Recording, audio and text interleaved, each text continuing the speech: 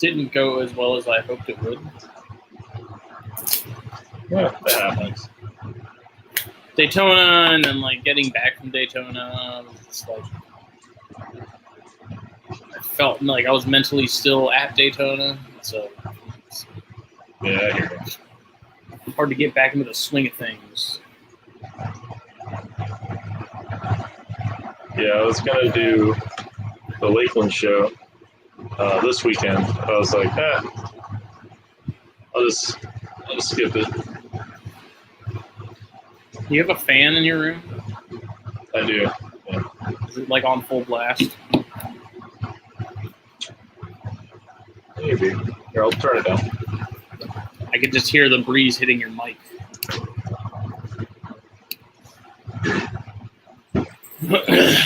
Archie, buddy, lay down. Lay down. Yeah.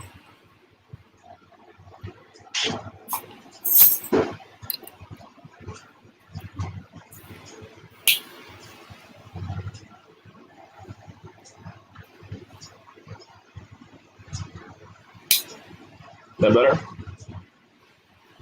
Yeah. All right. When was the Lakeland show? Was that the weekend after? No, it was today. It's today and tomorrow. Which I was gonna do it, and then I didn't feel like it, honestly. I mean, it's not like you have a ton of stuff to sell anyways, right? Yeah, that too. Within the next week or 2 or 3, probably gonna try to take some pictures and post a lot of stuff. Nice. So hopefully that goes well. I need to actually be producing stuff in order to sell them. Yeah, that helps. That definitely helps. The season I had was not at all what I was expecting as far as numbers go. So I was planning on doing a lot more shows and all that this year, but gotta wait till next year.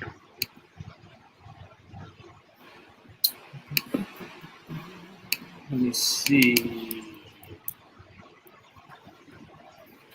Chris is supposed to be joining us too. Okay. Henry says we're frozen on Twitch, which is awesome.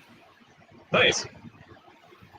So what is Twitch? I don't know anything about it. It's a streaming platform, but it was originally sort of catered to like gamers. Okay. But I think it's now starting to grow to where there's people that aren't gamers, but they do kind of stuff like this or whatever. Okay. And I don't know, like there's so many people on there, and Henry's been talking to me a lot lately about getting on there. And a whole 3 minutes I missed? Jeez. In the pre-show. If you're early or on time, if you're on time, you're late. Thanks, Dad. Henry says we're frozen on Twitch already, so this is working out swimmingly. Nice. Yeah. You like that background, boy? Oh, yeah, look at that. What's funny is I can barely see what it is, but I know exactly what it is. I took that picture. Did you now? Look at you. That's a really nice emerald. Isn't it? Oh, that ain't it. That's the wrong button.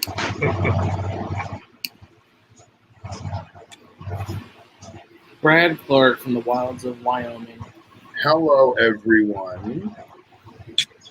And you know, the post in the Snakes and Stogies group inspired me to get Anika. Yeah, you and I are gonna have to talk about the appropriate amount of time that one may choose his weapon in a human way. Please. Oh, my opinion on that is a little warped. Yeah, but at the same time, you can't have your warped opinion because you are a legitimate professional. And it's your store. So you know where everything is, what you have, what's available, the quantity of the inventory, everything. You know all of that. So you don't count.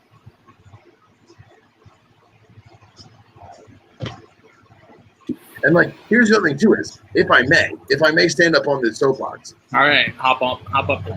When we went into Don Kiki's, you did a very quick lap of the facility, picked out the sticks you wanted, and paid. I did about 2.5 to 3 laps, and then finally went back to what I wanted and made my decision because I wanted to soak in everything of what they had. What's up, JG? Is that wrong of me to do that? No. I'm the same way when I'm at restaurants. I know what I want. I aim to get in and get out. Fucking chicken crispers, done. Unless it's Chili's. Honey Chipotle Crispers, street corn. Street corn. So, good evening, and welcome to Stogies. Episode 42. Episode 42. And Snakes and Stogies is part of the Herpetoculture Network. It is part of the Herpetoculture Network. I'm wearing a t-shirt. So, Billy, nice. It's 42-ish. I miscounted on a few, and so it's like roundabout 42. Yeah. How do you miscount?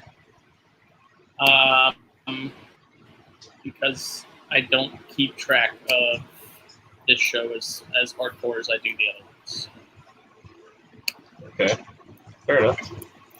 Well, I mean, the real reason is because, like, what was it? You wrote 33 twice or something?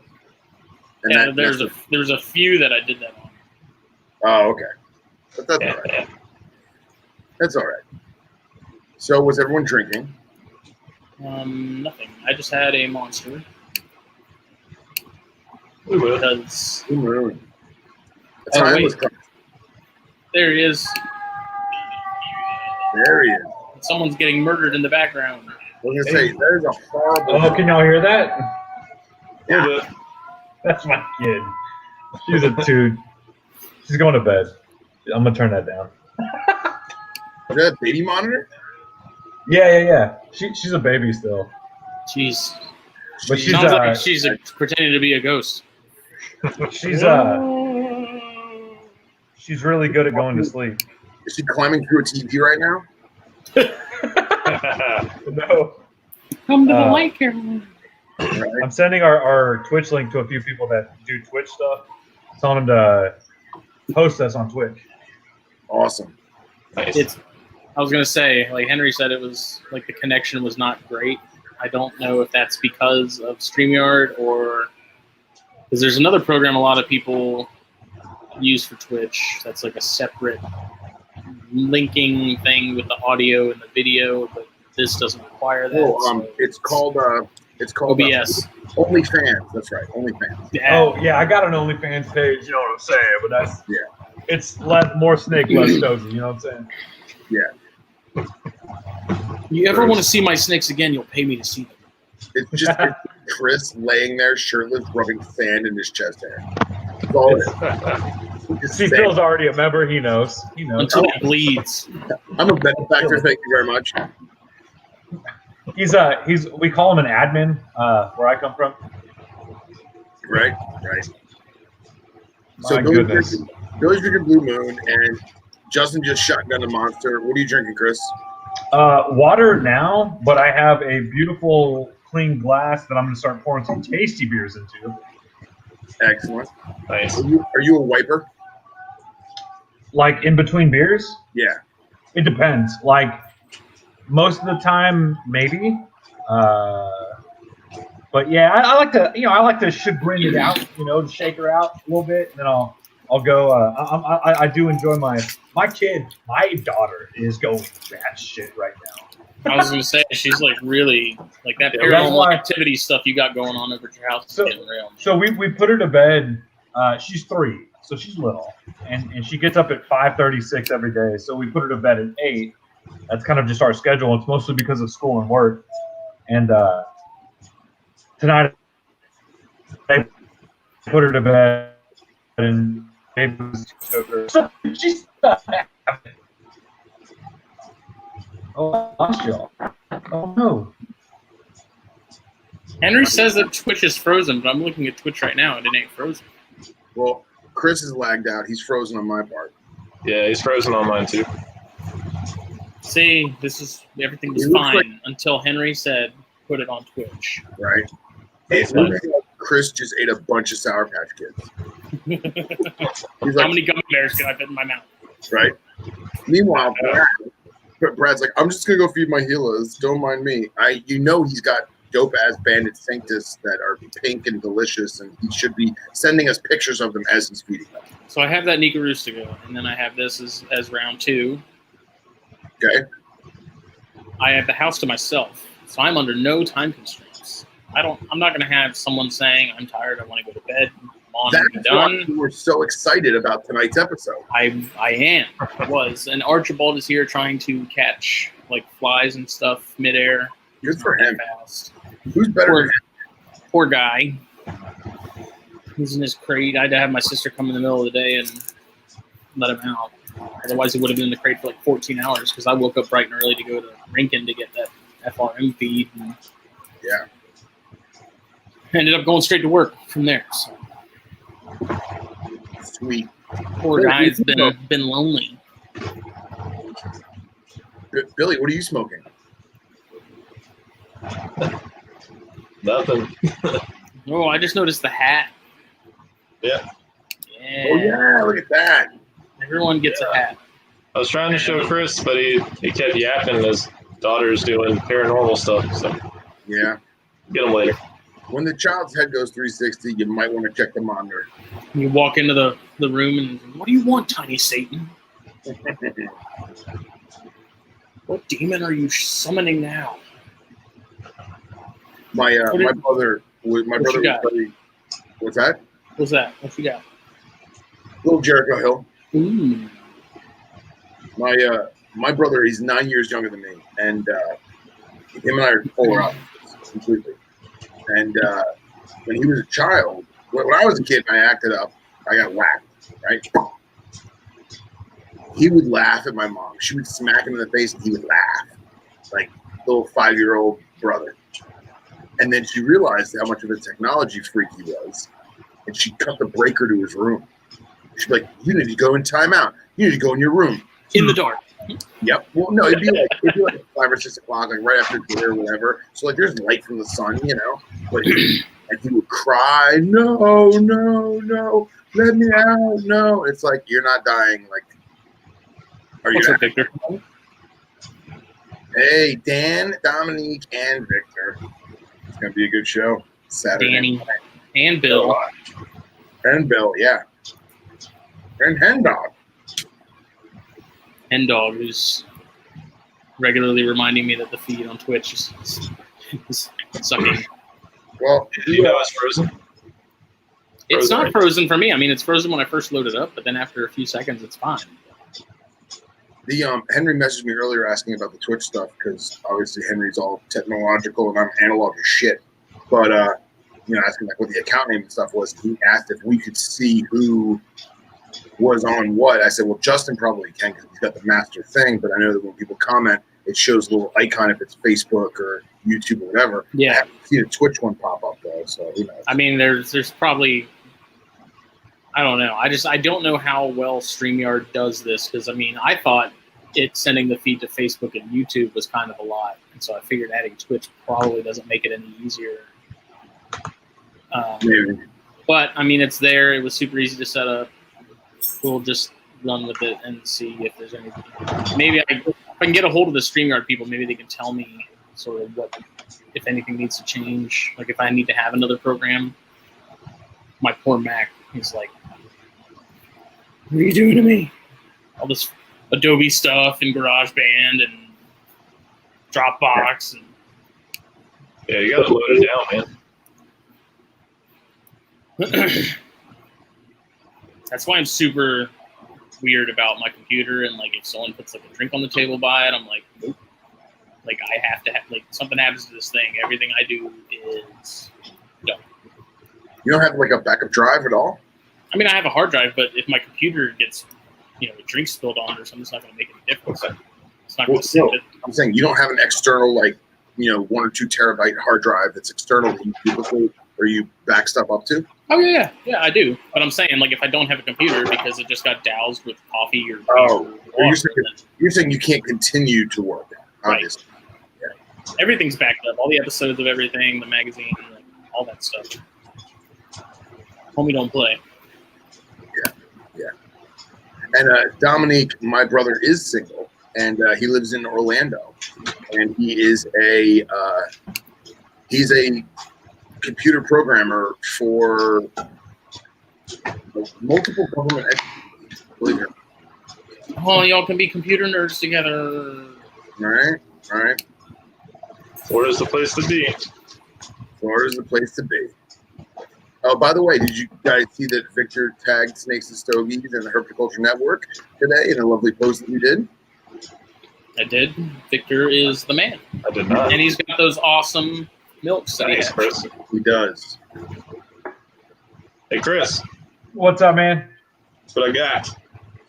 What do you got? That's your hat, One man. for me and one for my homies. Yo, look at that sweet hat. My I didn't bad. even notice the zone came. I know, right? He's like, what are you pouring? Like, So what? It's, I mean, I thought that's what you were talking about too. it's pouring rain outside, so if my connection dips and goes, it's because of that. Aren't you in the desert? No, Nice try, Chris. Doesn't rain. I'm on the opposite of the desert. I'm on the I'm I'm on breaking the it. coast.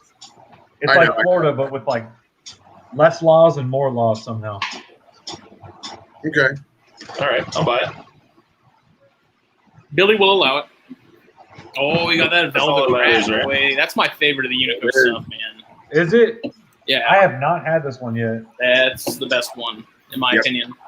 Yeah. Outside of like the number 9 and T52, like those. Are those even really Unica? Huh? Would you even consider those like part of the Unica brand? No, Unica series, like all those, like Velvet Rat, Dirty Rat, Ratzilla, UF13, Year of the Flying Rat, pigs, I think, are in Flying there. Pigs. Well, that's you're talking about the feral. That's part of the Unico, but like the Flying Pig version of the number 9 T52 one. Like they only come in that one size. Like that blend is made for that bipolar. Ooh, with that perfect V cut. Thank you, Calibri, for sponsoring the show. You know what I'm saying? Yes. Calibri has definitely sponsored this show, and they don't even know it. They don't even know. They don't even know yet.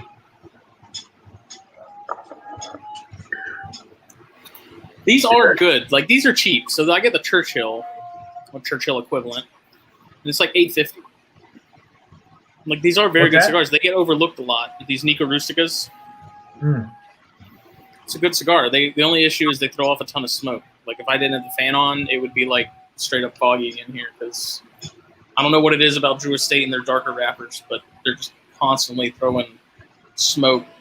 I mean, you'll see it with Chris's, I'm sure. Oh yeah. I'm trying to figure out what Billy's over there playing with his frogs. Yeah, was that a frog or is that like it looked like sushi or something? Dude, I'll give you $20 to eat one. Yo, David Blaine. Yeah. I'm down to one, so sore subject already, but Yeah. I'll give you this one now. So I figure I should soak it while we're doing this. What do you mean down to one? Didn't you get like 30 of them? I got 2, and I think this like the really small one had I guess the water dish was too deep or something. Watery? Anyway, yeah, so that happened. Those things are just stomachs with legs, man. These are just voids. It's a head with legs. It's a head. I'm convinced that like whenever they eat something, it just turns into a black hole and it just disappears. Like ceases to exist. Like slip space. It's in another dimension. He ate so much today. Like as I'm giving him stuff to eat, I'm watching his stomach get bigger and bigger. It's crazy. Well, What kind of a frog is it? It's a Pac-Man. Oh yeah. It's one of the ornate ones. It's like the green and red ones. Yeah, cool. I had an albino Pac-Man frog for like 10 years. I was like, man, probably ages 14 to 20. When I moved out, I still had it. Dude, that thing would just delete meat. I fed it beef hearts and pinkies and mealworms and shit. Small That thing was children. unstoppable.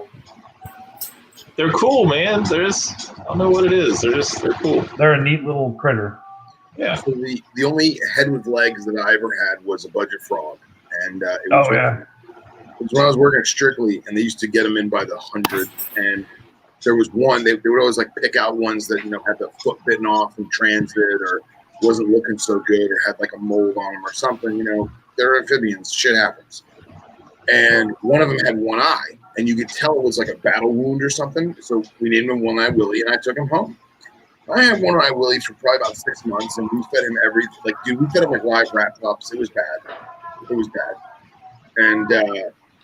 And I gave him to my current roommate before we lived together. I gave him to him because he really wanted a big ugly frog. That's a big ugly frog. And I don't know the full story, but it died like 2 weeks later. And I think he let it dry out. That's not you can't be doing that. No bueno. I still give him shit for it from time to time.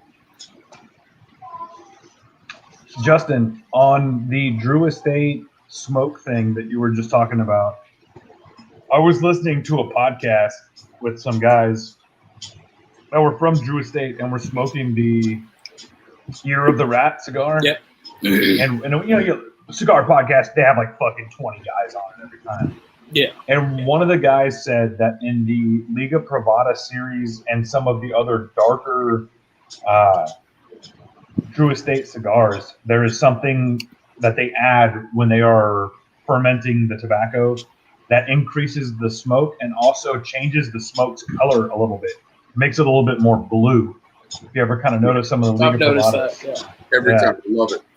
Supposedly there is something in there, and it's an organic additive, and of course you'll never know what it is. Just like your acid cigars, you'll never know what the flavors are.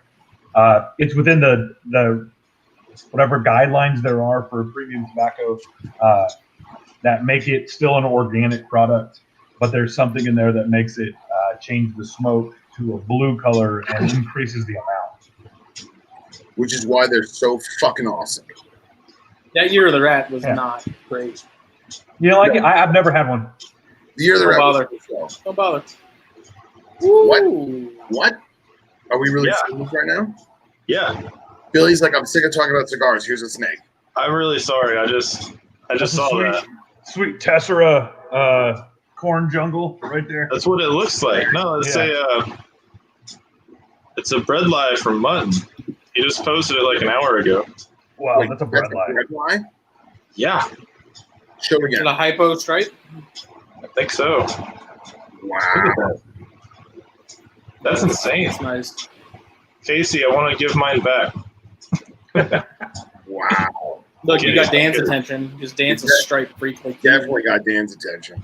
So the other night, I was messaging Dan, and just casually, I just started sending him pictures of some of the stuff I'm raising up and all that. And he was like, "Holy crap, man!" Because I don't post everything, you know. And Keep him wanting he's more. a man of mystery. yeah, he was like, "You can't be doing that, man. I'm gonna end up getting, 20 more pythons from you." That's all right. Yeah, Billy won't mind. Not at all. I was talking with Jake the other day that we got to have rat snakes and robustos. We got to get Jake on here. He says he smokes cigars. He Tell me does. the truth, Yeah. Justin. He does. He likes Romacraft. He prefers like smaller stuff like Panatellas and like petite Coronas and stuff like that. But Yeah. Dude, I love this Lonsdale size. Dude, yeah, it's a great size. it is a great size. It's like a Corona, but a little longer. I get a little worked on Churchill sometimes.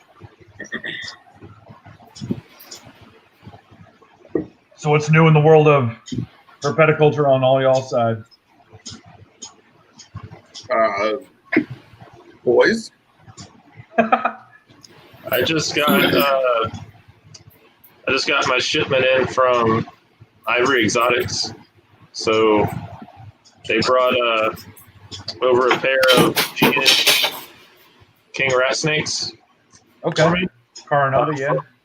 Yeah, so they're Fujian locality, I guess. So they are different. They get like this overall gold color to them. Their head structure is a little different, so like they're thinking it's a subspecies. So those came from Calupra over in Europe. They're pretty big over there. And they're the guys that do the melanistic or anery ones. Calupra does a lot with yeah, they got everything. They got striped ones, high yellows, albinos, hypos, anery, all that stuff. Some cool snakes. And then I finally got some blue beauties too from that shipment. Woo! My man. Came from Canada. Yeah, right? So I'm excited because, to get stuff that's not from here, it's always exciting. Yeah. The male's already showing a whole bunch of blue and they're still hatchlings. Nice. So I'm hoping that's, a good sign of things to come. Justin, with all your Daytona pickups, Phil, what I want to hear about, the podcast I haven't heard, what'd you get at Daytona? I got one snake. I got a female Queensland water pipe. Hell yeah, Liasis. Liasis. No luck with the geckos? No, I messed up, man. There was one lady, I don't even know who she was, but she had a pair of yearling Cinctus, and she wanted like $500. So I was like, oh, that's fair for a pair. Like, that's good. I'll do that. I was like, you know what? Let me run over here real quick, and then I'll come back and I'll throw down on it. Gone. Snooze, you lose, buddy. It's so quick, man. Yeah. That's how it goes. And there was really not a lot of unique geckos there. I mean, there was obviously a bunch of Julas, there's a bunch of Rackies and blue cheese. A couple people had, I always fuck this name up, Stenophorus. I think Stenophorus or Stenophorus, yeah. Yeah, golden tail and speckled. And they were very reasonably priced, great looking animals. And I was like, you know what? I really wanted to, I hadn't the water pipe on yet. I was like, you know what? I really want to make sure I have money for that. So I'll hold off. It would have been an impulse buy, and I was not feeling Billy-ish. Yeah. So, You ain't got that walking around fuck you money that Billy has. Woo! That little Bowie money. Yeah, hopefully. Maybe one day. But yeah, I just got that one animal, and she's doing well. She's incredibly curious, man. It's crazy. Like, I have the male who hides all day long, and the girl just wants to learn everything. Like, is always looking around, and like the male when he basks, they're in rack system, so there's really no basking. But when he's basking, he's like all in the corner, like all essed up and like chilling. She literally is like sprawled out across the tub. She's just like, oh, look at that shirt Bill wearing. That I think if I can mess with pythons and stuff, I'd probably start with some Liasis. Man, Liasis are just so cool, man. yeah, sir. I'm disappointed, Chris. They're addicting. Well, I mean, I can't Actually, have pythons anyways. I was sure chondros would be at the top of that list. I think, And then to find out that they're not. you know what sucks is like, because I'm limited, it makes me my brain not get in that mentality. But I don't know how different my collection would be if I could have just everything. I know for a fact I wouldn't have as many geckos, or probably just way less geckos. I think I'd have Gila monsters in a heartbeat. Like, I think if all the bands were lifted here in Texas or South Texas, Corpus specifically, I think I'd have Gila monsters on like Monday. I mean, Look at those scales, man. I love those head scales. a little derpy. That's a badass snake, man. It's a that's a sweet suboc, dude. That is a neat melanistic suboc. Yeah, man. And it is crazy because like the speed in which the pupil dilation, like you can see that there's definitely pivoting in the eye. You can see that she's focusing in on certain things. Is it like gaboons? No, it's not as dynamic of range of motion as gaboons, because gaboons really freak you out. Like gaboons, Yeah, really you look see at that. you. The people just started doing all of it, and you're like, oh, fuck. Yeah, and like you watch the eye move in the eye cap. You don't really see that too much with these guys, but You can tell when she's looking like at me, or put like if I'm above her and there's the light above my head, like on the ceiling. You can tell that like she's definitively looking at me, and they have such a broad tongue that when they're, it almost reminds you of like a water monitor tongue. It's just like this long, broad tongue, just tasting the world. Like Gene Simmons. Yeah. Just in proportion to that snake's head, the little bit that's sticking out, it looks big. Yeah. I mean, and it's still like it's still a small snake. Obviously, I'm holding it. But, it's what, like 2.5 feet, 3 feet now? it's probably like 3 foot. Yeah. Yeah, she has some size to her. It's probably about as thick as my index finger.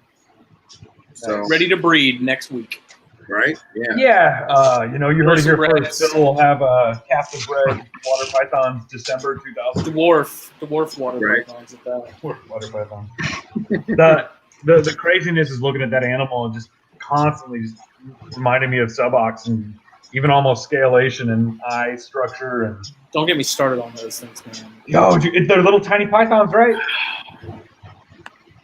I have fallen in love with mine so hardcore, and I just got them to eat for the first time yesterday. Yeah, Phil's fat fist. Yeah, look at the.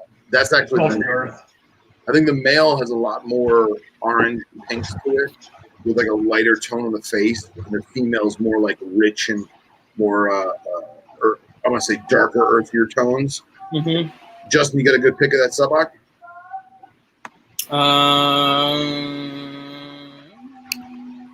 Actually, I will send it to you because you're the guy. Oh, I'm the picture guy.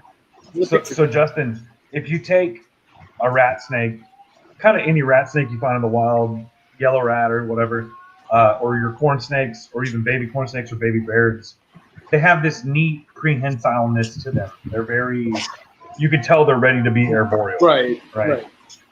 Subocs are different. They're like not a rat snake.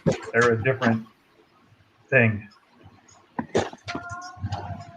I've noticed when I was like first getting into the old world stuff, it seems like everybody that would have a big collection of old world rats, they'd always gravitate towards subocs as like the one North American species they'd work with.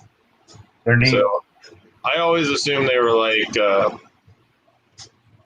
don't know, racer-like, kind of more like an Asian caliber would be. No, I wouldn't say so.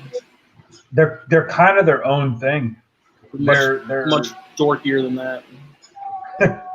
They have a neat little idiosyncrasy to them, the way they look at things, the way they bump into things, the way they follow things, the way they chase things. It's I would say if you're talking about old world rats, my Chinese beauties, my cave dwellers, compared to my Texas rats, I don't, other than some temperature variations, that's the same animal, man.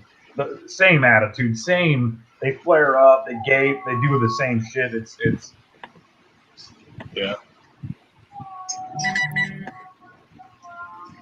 So, I have my pictures from Justin. I thought I had better ones. I don't know. I gotta dig deep, but because I really haven't even been messing with them. I've just been because they are a little more diva-ish. Like, from what I understand, they will not hesitate to regurge if you mess with them after they've been fed, and absolutely. So I've just been leaving them alone. I'll pull them out and play with them for a minute or two, and then put them back in just to check on them and stuff. And I just dropped some live pinkies in with them the other day because Frozen Thaw did nothing, and they were gone when I came home. So, One hell of a suboc. Boy, that's one hell of a suboc. I took that this morning because that guy shed, and that's a pretty snake, man. He's looking good. Yeah, looks damn good. Those freaking eyes, man. Like that's, when I was giving him a treatment and stuff the other day, and I had him in like a 15-quart tub, and it took me probably 10 or 15 minutes to get him into that tub. Like he figured it out real quick, and their reach, man. I underestimate their reach all the time. Like I'm used to like chondros, which they have a good reach too, but like him, I don't know how to describe it, but they just seem much more. I mean, me and Jacob talked about it before, but so much more like tuned in Oh yeah. to what's going on. And so there were a few times where I like tailed him, and he knew exactly what he was doing, and like came across at a weird angle, and like completely caught me off guard. Where I was like, almost got bit on my freaking man titty. Yeah, but was he really mad? Dude, when I cleaned his cage, he would give me some fight coming out of the cage, but I would literally like put him up on my shoulder, like my bicep on my shoulder, and then clean the cage with him just like on my bicep. Like he was just super chill, man. I don't know. Yeah. He's another one I haven't been messing with a whole lot. I've just been Okay. Well, he's settling in too. But that little guy right there, man. What a pretty little snake. The cutest of cute. I looked around Daytona for a hot minute, and then this one guy was tucked kind of away. Like he wasn't on like how everything was like symmetrical and in a line. He was like here, and then he kind of went back a little bit, and then he came back out. And he was the only table there, and he had some blondes, and he had these two that looked like him. They were all males, and I decided to get that guy. But I want more. I know I'm like a complete hypocrite because I'm constantly talking about, make sure you like something before you just go all out. But those things are so cool, man. There's a level of awareness that we get once you've had a lot of stuff. If you had a lot of clubrids or you had a lot of boas or pythons, where we kind of know, like, all right, this thing checks the boxes, right? Mm-hmm. This is good. Yeah, I mean, I feel like finding a female is going to be a real nightmare because I thought that he had 2 females and 2 males for sale, and I was going to buy a female because I was like, I can get them. Like, I know males are easy to find. I can get a male, no problem. Yeah. And I don't know. Maybe it's because when he had them labeled, he had pink labels, like those bright neon pink, like Post-it paper, and then he had blue paper. So maybe I saw those and thought it was a pair, but I read the labels and they were all males. So. And I highly doubt he'd mislabel them on purpose because people want females. Like, if anything, it would be the other way around if he was trying to get them sold. He'd sell them all as females because they fly. But we got to get. Do you have any locality information on it, or did he? So he got them from Craig Trumbauer. Okay. Which is cool in itself, but I messaged Craig and asked him. He gave me all the information I would want.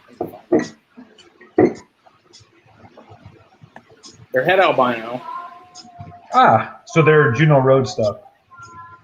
Well, he said all of those go back to Don Soderbergh's original wild collected albino. The blondes were originally Pepper's Hill, River Road animals, and the norms I used were Black Gap and Boy Scout Road bred into the morphs. So okay, that's it's a decent separation between localities, but yeah. It's funny because when I sent Noah Zalesnik the picture, he's like, "Oh yeah, that looks like a Black Gap." I was like, "Well, I don't really know. I didn't." It was the only subox they had at the show. I've been wanting one, And then Craig was like, "Yeah, that's a Black Gap." Yeah. Look at that. Did any of you guys happen to listen to Trumbauer's NPR episode? Dude, that made me want to go out to West Texas even more. I think I'm gonna go take a weekend here in a couple weeks just because I can just go. If I go to Sanderson, it's less than 6 hours. If I go all the way to Lajitas, it's 8. But we gotta make that trip next year. That's gotta happen. Like a big trip. So when they were talking about being in Sanderson, but then going to Boy Scout Road, that's like an hour and a half away or 2 hours away from Sanderson to Boy Scout Road. When you go stay in Sanderson, and then there's Fort Davis, and then you have Terralingua and like Alpine. These places are far away from each other. It's not none of this is like right here. It's something you kind of got to keep in mind, and that's why he did a good job of explaining it. You can go out and you can hit certain roads. You can go do Boy Scout Road. You can go do the cut. But kind of try to do as much as you can just so you can see all the different terrains. Mm-hmm. That's the thing that blows my mind out there. Yeah, I mean, the way he explained it's literally islands. Like instead of being separated by water, they're separated by nothingness. Just do you get the nerdiness in gray banded localities? Because there's such a big difference in localities. That's why people keep up with it. But dude, you don't understand. Y'all don't get it. How little public land there is in Texas. There's almost none. It's, obviously the biggest state in the actual universe. I don't even think you can go to Pluto and find a bigger state, right? It's the biggest motherfucker out there. But we have no public land. It just doesn't exist. It's wild. It's like, what do people like? What's the motivation behind buying land that has nothing going for it? Like, it's so far away from everything else. You can't do anything with it. You can't build on it. In this beautiful state of Texas, we like to kill things and own things. We hunt a lot. It's hunting. It was the original division of Texas. I believe after the Louisiana Purchase, I took some Texas government. Probably should have paid attention. When it was divvied up, it was offered out to personal purchase many years ago, and I should probably know the year, but it was all bought, right? And then the Texas state parks, you have like Sam Houston State Park, Big Bend State Park, you have a handful of state parks. They had their small plots of land, but my kid's being a fucking savage. I gotta go take care of my kid real quick. But if you what a freak taking care of your kid that's freaking out, Jesus. If you go south into Big Bend, you can find bears. There's absolute thick foliage. It almost looks like a redwood forest. Then you go just a little bit north and you hit alpine, and it starts getting to this kind of like tundra-esque but hot kind of area. Then you get the Davis Mountains. That's my sub-ox from the Davis Mountains. Your Sanderson Low Valley area with all your cuts. You start going more west. Oh, it's just that part of the world is just gorgeous. But I will be right back, guys. Excuse me for a minute. I'm going to mute myself and go see what this little girl's talking about. Summoning demons. Speaking in tongues. Kalima! It happens. So yeah, dude, sub-ox, man. I want them. You're gonna have them. You have them. You have one. I want more. You will have more. It's, dude. I don't like. I have this, and I never would have thought that I would go in this direction as far as a collection. But like, that's the whole West Texas thing between Baird's and Alterna and the sub-ox, and like, there's just this fascination with it, especially sub-ox in particular. And the reason I find those so interesting is there's still a lot we don't really know about.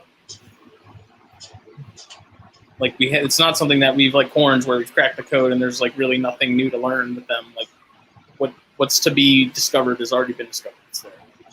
Cross it off the list. Like, there's stuff to learn about everything, man. Yeah, I mean, like these, given the technology and day and age, like I get what you're saying. Have not been 100% pinned down, and like there's things about them that we don't understand.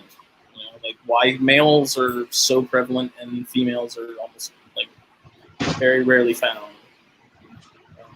I would like to acknowledge Bill's comment. Yeah. I have looked into the Karo stuff. Honestly, if I went to a show and there was, because they're all imports, if there were smaller ones, there's always adults. And I get weirded out having fresh adult imported stuff unless it's like something I track down myself.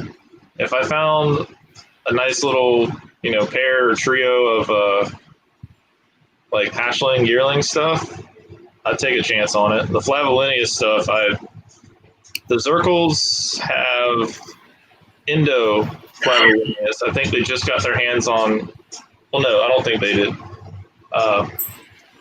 Matthew Most just got his hands on a group of Vietnam locale Flavolinias, which those are the ones I wanted. They keep their color. They don't fade out to, just brown.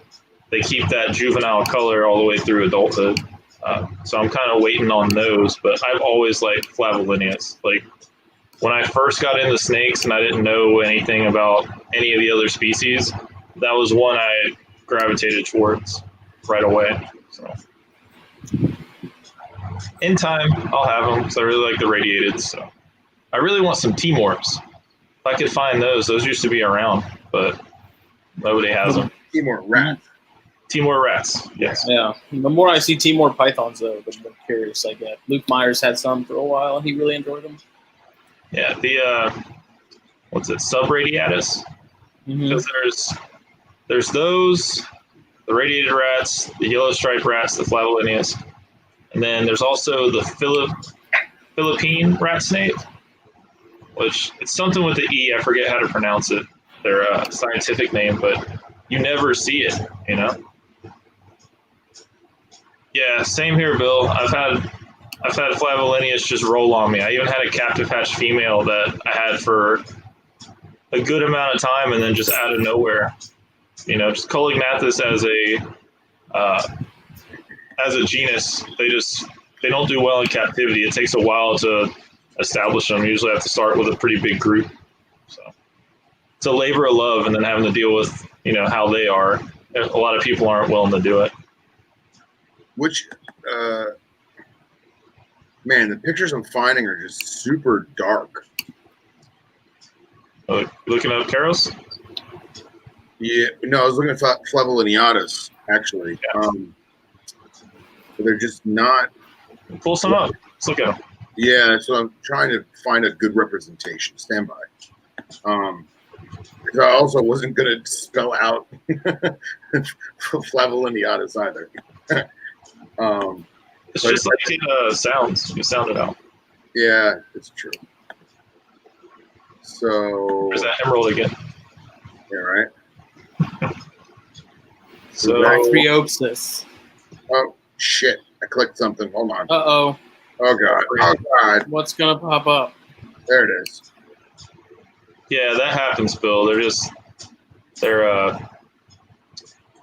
roll, man, just like on Usoma. It sucks. Don't say that.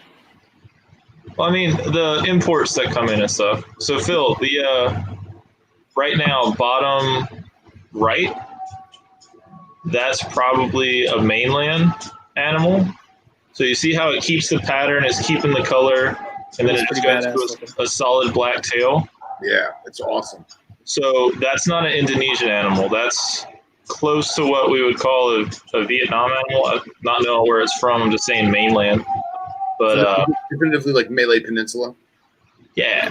So if you see other pictures, you'll see ones that they have no pattern.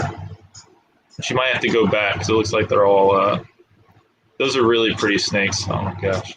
Yeah, dude, look at this one here. If you go back, you'll probably find. That's what people want. Those are the Vietnam locale animals. Mm-hmm. Those are the ones that, as an adult, because that's what they look like as hatchlings, all of them. And the Indo animals fade out to just brown with no pattern and then like a blackish tail. Yeah. So it's really awesome that people are starting to want to work with these guys again and try to establish them because they come in fairly. Yeah, I've seen the coppers, I think. Yeah, they come in all the time, but you can get them on wholesale lists for next to nothing. So you know how that goes. If it's a cheap animal, nobody cares. Damn it, Billy. Why do you Billy, do this to me? you want me to go back to this one or no? Is that the main? Go back one more. Like to the main Google thing. So I want to try to find an Indo animal if we can. Sorry, Dan. Too soon, right? Billy is just a horrible influence.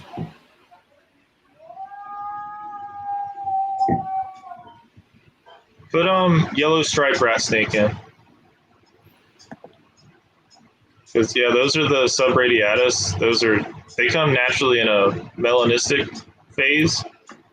Those would be so cool to tinker around. Awesome. It's basically a solid black radiated rat. All right, so that second row, those are all hatchling animals. So if you get them as hatchlings, that's what they'll look like. Those are really pretty snakes.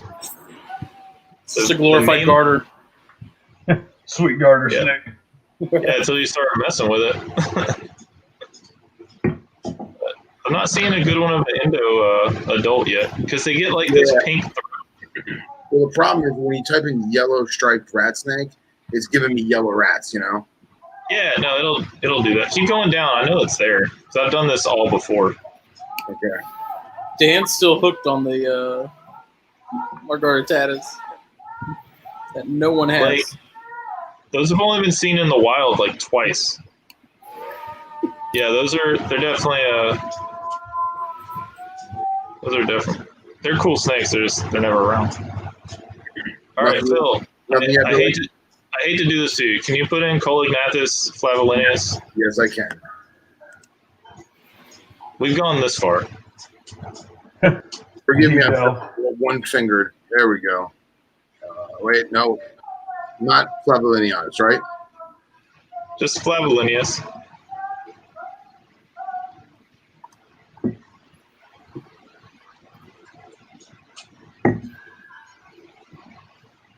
Yeah, Bill, that might have to be what somebody does if they really want to establish, something.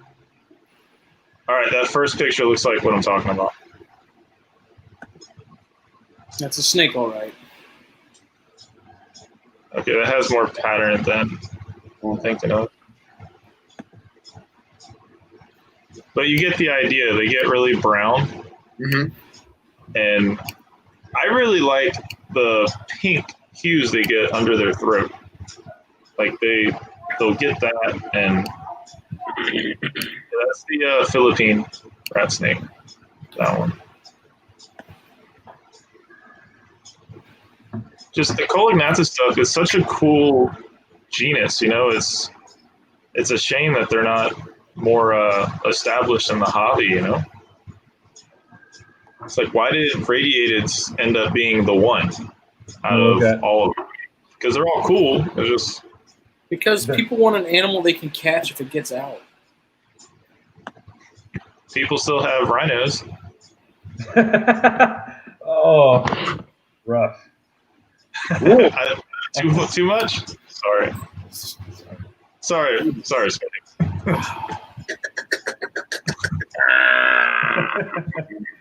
I thought he would smile. He didn't even smile. Like, what do you guys think about the Asclepian rat snakes? Those are cool. Those are super cool. I believe it's Europe's only species of rat snake. Asclepian. Is that how you say it? Yeah, I think so. You want to say it in English? Asclepius. We add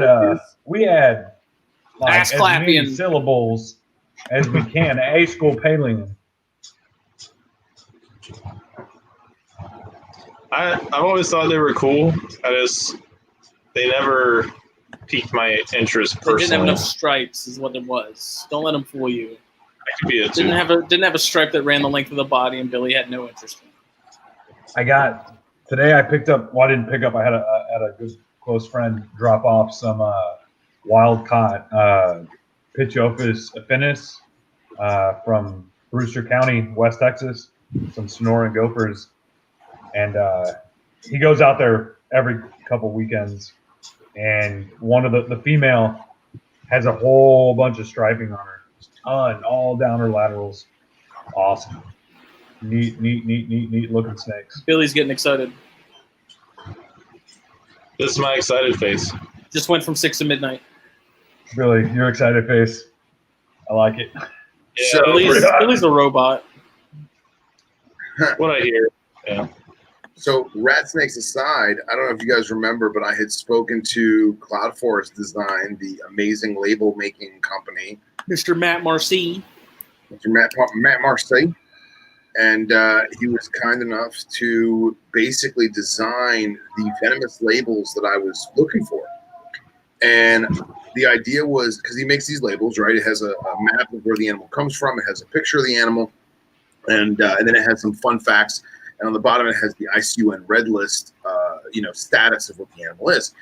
Well, my thought process was, God forbid something happens with venomous. I want to be able to have the anti-venom, the specific anti-venoms for each species on the label. And then I want to put Velcro on the back of it, and Velcro it to the glass in the cage so that I can peel it off and take it with me, God forbid something happened. Whether I put it in my pocket or Velcro it to my beard or whatever. And this is what he produced. And I wish I could come up with a better picture. It's kind of hard because I'm stealing it from Instagram. That's pretty amazing. But those are great, man. Yeah. So yeah, this batch right here is literally my first batch. So those are all coming to me. And I'll bet you all the bushfire ones say, "Sorry, dude." Like for anti-venom, like SOL. well, so here's the thing. So obviously Matt is not a venomous guy, and he actually was inquiring to me because other people have asked about anti-venom stuff. And all the anti-venoms on these sheets, I personally did the homework, and for each species, I chose 2 different anti-venoms. That way, you don't get to the hospital, God forbid, and they're like, "Oh, we don't have that one." Well, now you have a second choice. So, like, for example, if you go to, let's just do Cottonmouth because he's right on top. It's kind of hard to see, but it basically says Anavitman and then Crowfab. And then if you go to the Bush Viper, trying to remember. Thoughts and prayers. It said no antivenom available. Try the Benadryl. Yeah, basically. So that whole protocol of like taking the label with you, they do that at Busch Gardens. We've done walkthroughs through the reptile house and stuff. So they basically have these. It's obviously not as nice as what he made there, but it's the same exact thing. It says what the species is, what anti-venom, and what hospital they should go to in the area if something happens. And then we literally just clip it to, whoever got bit, their shirt, and tie it around their toe. It's a really good, it's a really good protocol to have in place. It should be a standard, honestly, especially for like hobby keepers. Anything that's going to make the communication and everyone being on the same page process easier is definitely needs to happen. Because you think about situation, you have that many moving parts and that many people involved. Lines get crossed, wires get crossed, like communication gets lost, and it's just chaos. Like,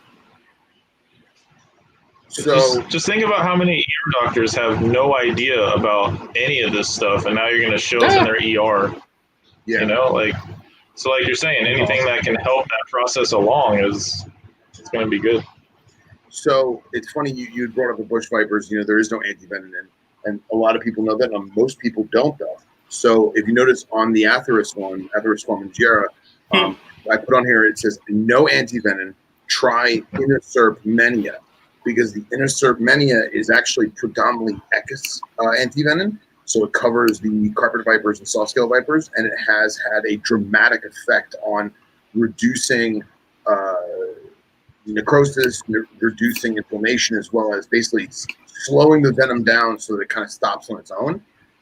It has failed in some cases, and it got bad. Other cases, it worked like $1 million. And then if you come down to like this one here, the Bromoculatus, I just put the Thai Red Cross because the Thai Red Cross hemotoxin, I can't talk tonight. Polyvalent hemotoxic antivenom works like $1 million, and it's dirt cheap, and everyone has it. So that was kind of my thought process in that.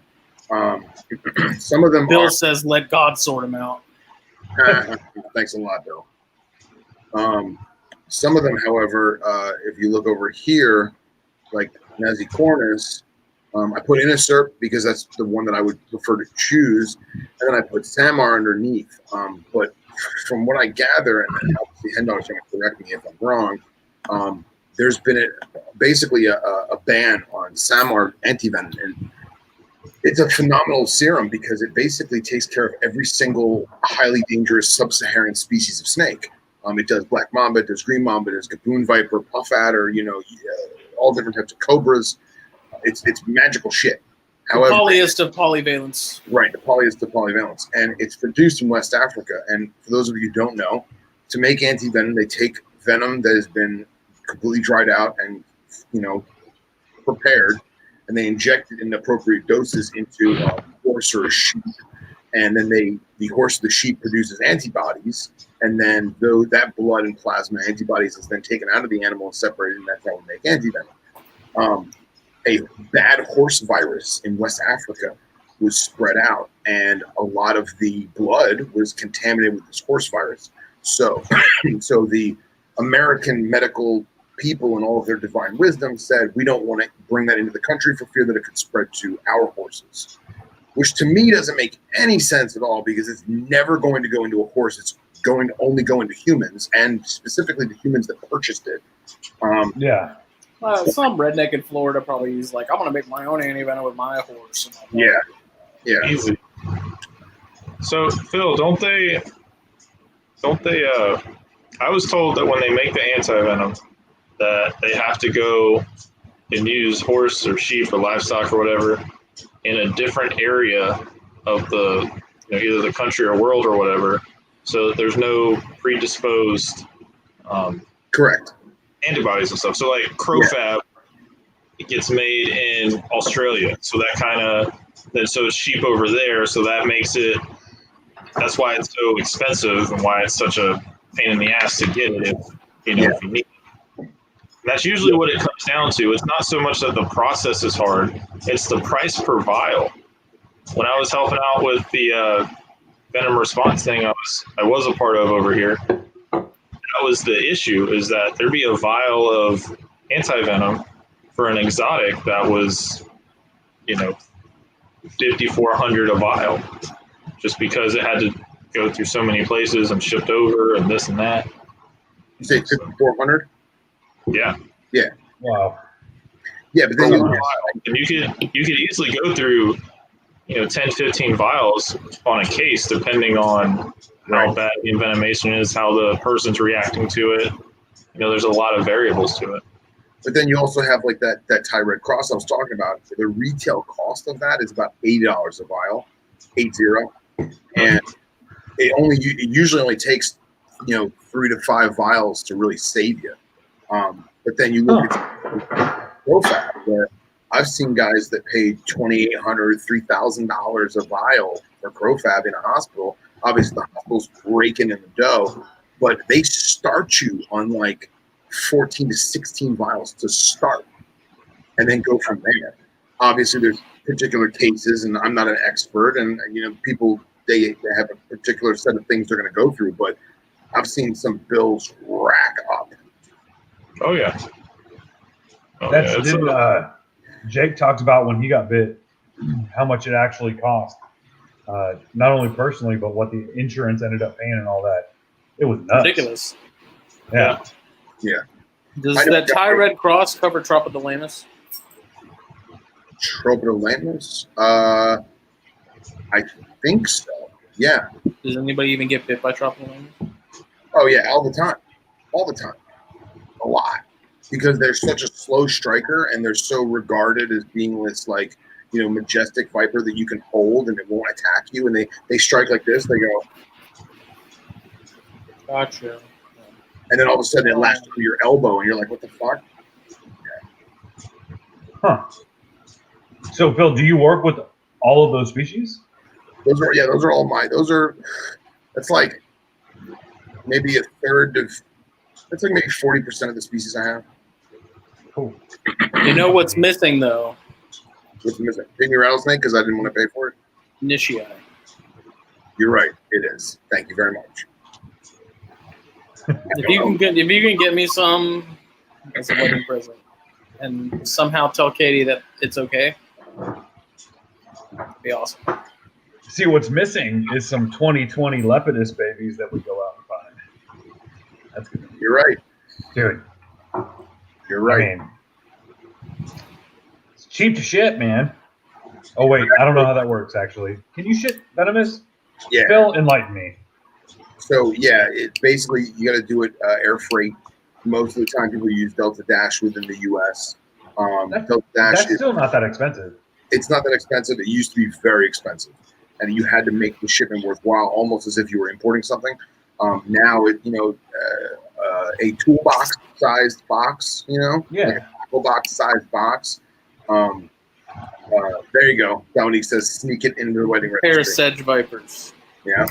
Some of the size of the tackle box, you may pay $80 to $100, something like that. We use Delta Dash at work. It's not that bad at all. Yep. But no, depending on how far it's going, it's not that bad compared to even FedEx. I paid $100 to ship a gecko to Washington before. What? Wow. Who'd you use? FedEx, Reptiles Express. It's all I use. You take Talk to a Michael adult. Arnold about that. What's that? Oh, no. I'm gonna say this, and I want to make this completely clear. Reptiles Express has been the best. I used a few other shipping companies, and Reptiles Express has been a literal. They are godsend. the best. Yeah, they're. It must have been If like they are- remote Washington. Well, Justin, I am as south as Texas is. I mean, That's true.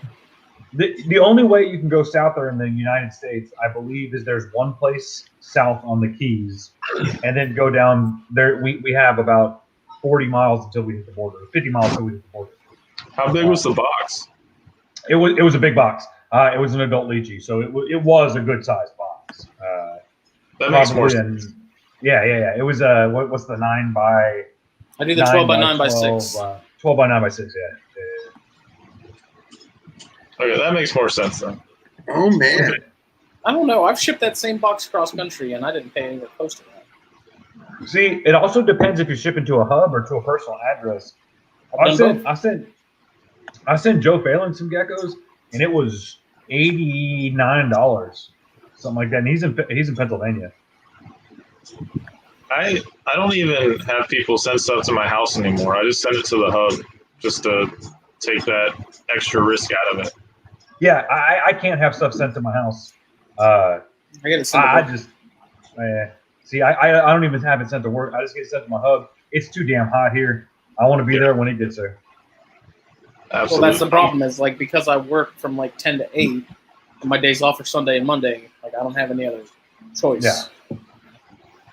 And that's the same. I have my orders get picked up. Like I schedule them later in the afternoon, and I mean I've been doing that for the last year, and I've yet to have a problem. Like it's been working out great. I work very how it's pretty nice how streamlined that whole process has become for the whole hobby. You know? Yeah. So Like, I remember when I had to do the.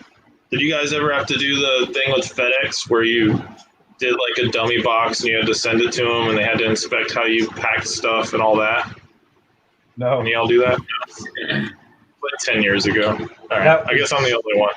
So back in the day when I was shipping out my day geckos, I mean I'm talking 2002, 2003.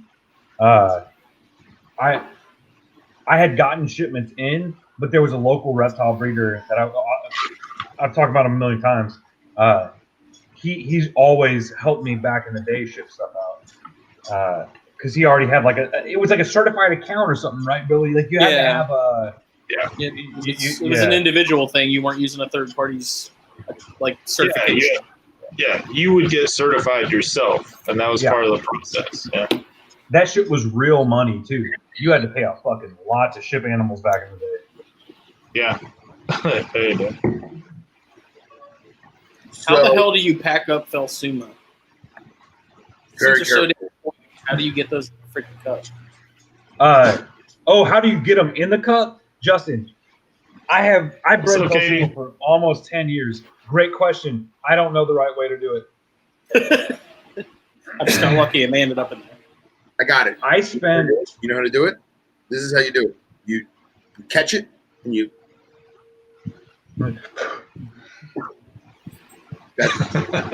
I was my last geckos I shipped out my baby Phelsuma lineatus, and I was shipping out my last 2 babies, and I was sending the adults with them.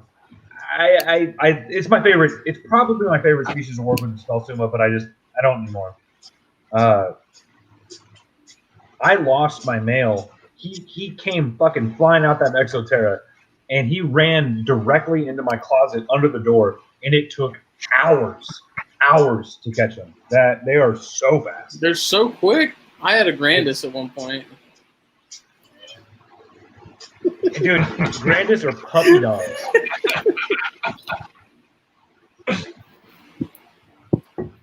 I only know a little bit about that, and that's so funny. Peacock is the easiest I work.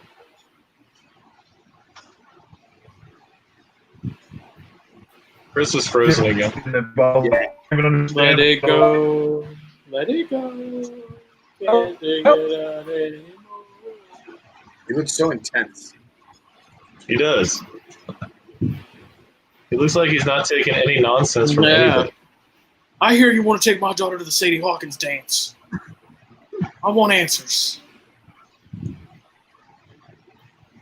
Arm's length. If I see you touching her in any way, I'm going to kick your ass. So, Justin, why don't we talk about this? Real quick, Billy, real quick. Okay, sorry. I am convinced that Billy and I are, and I could be wrong, but I know that, Billy, you're probably on like the 27th parallel. I think I'm on the 26th, and I'm pretty sure Chris is on the 27th or 28th parallel. Just saying.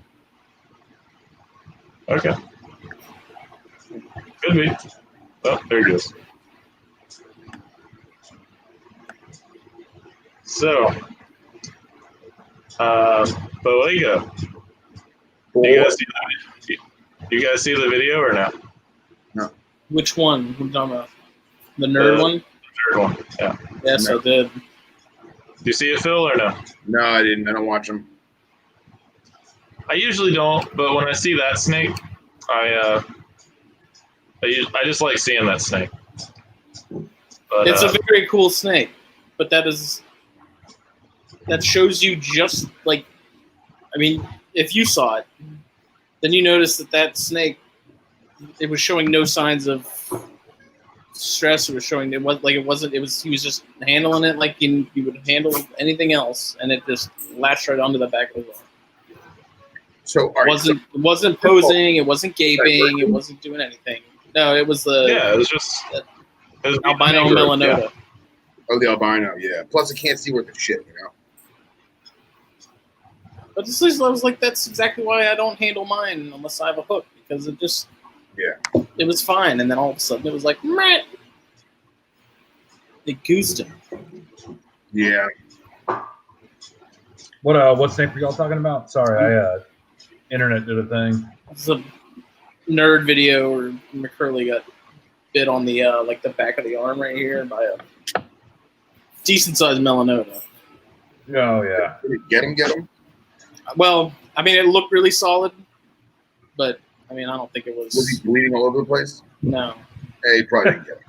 But from the angle, it looked pretty. It was a solid tag. Yeah. Dude, Like, it wasn't bite or release. It wasn't like he didn't chew or anything. every single person I know that's been bit by boiga, specifically dendrophilia. By the way, you like how I did that? Dendrophilia. When they get bit, it bleeds real good. And it's a thick, rich, dark colored blood. And I always assumed that had to do with venom and blah, blah, blah. But I always ask people, like, oh, you got bit. Did you bleed a lot? And they're like, no, I really didn't bleed. I was like, that's why you're not fucking sweating, growing up and having a fever. That's but we go a very, very, very intimate. And Bill, he hatched out hets because he showed het babies in that same video. So it's a very cool looking snake. I mean, the caramels are cool, I guess. The albinos are cool. The black and white, which I don't think they're truly axanthic, but I do like the black and whites. yeah, They're cool. That may be, axanthic or anary. A lot of that I think gets mistook by locality and line breeding and stuff like that. A lot of there's some areas where they are black and white. They're not yellow. Just depends on, I guess, where they're coming from. Yeah, it's like a polygenics in geckos and some species of snakes. If you look at a lot of your Mexicana and stuff like that, you say you take like these reverse stripe emoryi that I have. If you take a normal, just a normal wild caught animal and breed it to one of these reverse stripe animals, you'll get aberrant animals. So it'll make you think there's some kind of a morph going on, but that's not the case. It's just a patterning evolution almost. If you could eventually actually breed out the morph, which would prove out the fact that it's not you could eventually get to the point where you would never see that again. The same way that we select a breed to see more of it. I don't know. I like Bill was saying. I don't know how those are. Aren't more popular. He'd love to build a biotope of a shallow mangrove spread, which would be cool. But at the same time, like Boiga are awesome snakes, but I also think Boiga are also probably better off in the hands of people that are willing to sort of work with them. Like it's not one of those like Instagram pets where like, oh, I got this because it's pretty and it's going to get me likes. It shouldn't be taken lightly. Yeah. Right. If it wasn't like a to-do here in Florida to have them, I'd probably have some. I've always liked them, but I just don't want to do any of the extra stuff. And 1,000 hours just to work with Boiga is a lot. So, I don't blame you. If I were in this position, I probably wouldn't do it because I love Boiga, but it's like 1,000 hours just to have them. It's like, I wouldn't mind doing it if it was something, if I had somebody close or whatever. But like you're saying, it's that's a big commitment for just that species. If you're going to only keep that species. Yeah. On the answer to that question that just popped up, yeah. The emery eye thorn scrub. So there were originally 3 different types of emery eye. There was generalized emery eye rat snakes, which were Guttatus emery eye, and then there was Guttatus intermontana, which were the Colorado species of rat snake, and then there was the Guttatus milomorum, which were the thorn scrubs. So if we actually looked at a map, it would go intermontana. So these are all subspecies of Guttatus. It would go intermontana. Then it would go emery eye, which is going to be West Texas, which is going to range back over to Houston. And then it's going to come down south here in Corpus area, McMullen County. It's going to go milomorum, which is thorn scrubs. And then it goes back up to Slowinski eye. And then it would go around to your different species, subspecies of corn snakes, your rosy rats. And then it would get up there to your, I should know, the original subspecies of corn snake. Anyways, those were all once considered subspecies of each other. Now, intermontana, emery eye, and thorn scrubs have all been lumped into one species, and it's just emery eye. They're all very different. I keep all 3 species, and they're very, very singular in the way they act. Slowinski eye, as of 2002, was elevated to its own species, so that's Pantheropus slowinski eye. And then as you get more east, it's going to go into the rosy rats, which is really interesting. So if you work with all the Pantheropus Guttatus stuff, which is going to be your emery eyes, miloworms, all that, they all interbreed. So they all have interjecting areas where you can see they intermingle, but none of them. Alabama group. Yeah, and that's where you get your Miamis, your big keys. They have that very gray look. They look like an emery eye with red saddles. Right. So they all kind of, you can see that line, but it's really neat because they're still in Pantheropus. But if you look at Pantheropus obsoletus, those snakes all have a line that kind of goes through evolution down to Bairdi, which were originally Pantheropus obsoletus Bairdi, which still in certain areas mix with Lindhammer, which is the Texas rat, which is not even called that anymore. And so the obsoletus you can actually take from West Texas and go north up to, I believe, Nebraska is north to Zigo. Then they dip back down. You get all your gray rats, and then they go back up north. So yeah, rat snakes. I'm not saying Pantheropus are the best because Pithiopus are already the best. But goddamn, if it comes from the United States of America and it starts with a P, it is the best. Just like Phil. Just like, and Pain Shop, just like his last name. That's right. And Chris, tell me what this snake is, man. Hold on, I'm pulling it up. Stand by. So I'll pull it up, and then I'm gonna get some coffee real quick. Going on the pea thing, I found a pinewood snake one time. I literally just doo-doo. Did you really? Where in your house? Or No. My internet cut out again. It's raining on and off. I did not actually doo-doo. In my old condo, I found it in my sliding glass door track. I didn't realize how amazing that was until after I let it go. Yeah, it's awesome, but you can't keep it. You know what I mean? Well, no, I didn't have any. You don't know what you're doing, Billy. No. I'm just saying, like, they just die really well. Yeah, no, they're fossorial and stuff. The fact to see one is crazy, so I was happy I was able to do that. Yeah, that's awesome. We find them from time to time when we're actually looking for blind snakes to feed like some of the baby stuff. Justin, throw that picture up so Chris can tell me what the hell it is. Oh. Okay. Ow. Archie is biting my hand like really hard. Is Chris still frozen? No, I'm here. I was shook that you did would the show me a same rat thing I snake. did to He did you. the same thing. Whoa. Well, that there's a lizard. It's got fucking legs. Yeah. Lame. What county were you in when you found that? Palm Beach. That's an Everglades rat snake. That is Rosalina. Yeah. That is from my good friend who is the quintessential Florida herper. He has informed me that is not going to be orange. That is not an Everglades rat snake. That is a yellow rat snake.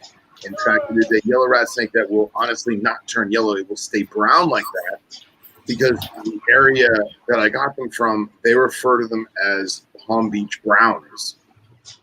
See, the problem with that is around the Palm Beach area is where you have like your Decker's rat snakes, which are their own or were back in the day considered their own subspecies. Right. And I believe your Gulf hammock rat snakes, if you go more west, that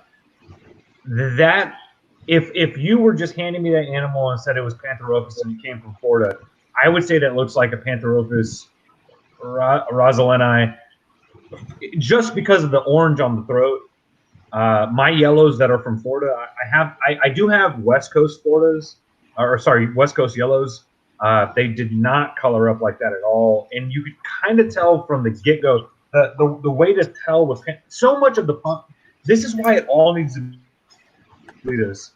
is because the way they look as young babies and the way they mature as adults is so different. But the scale separation, I can see what he's saying though as it being a yellow. As I'm looking at this picture, if you look at the scale separation, I mean it has the scale separation of a yellow, but it has the throat and the face of an Everglades of a Rosalini. When I got it hit. All right, so we've all seen what baby yellow rats look like, and I've never actually seen a baby Everglades ever. And I got this thing; it was super small, and I was like, "Man, this is either a baby Everglades or it's an extremely reduced pattern baby yellow." And as it shed and got a little bigger, because I got the thing after it was like a week old.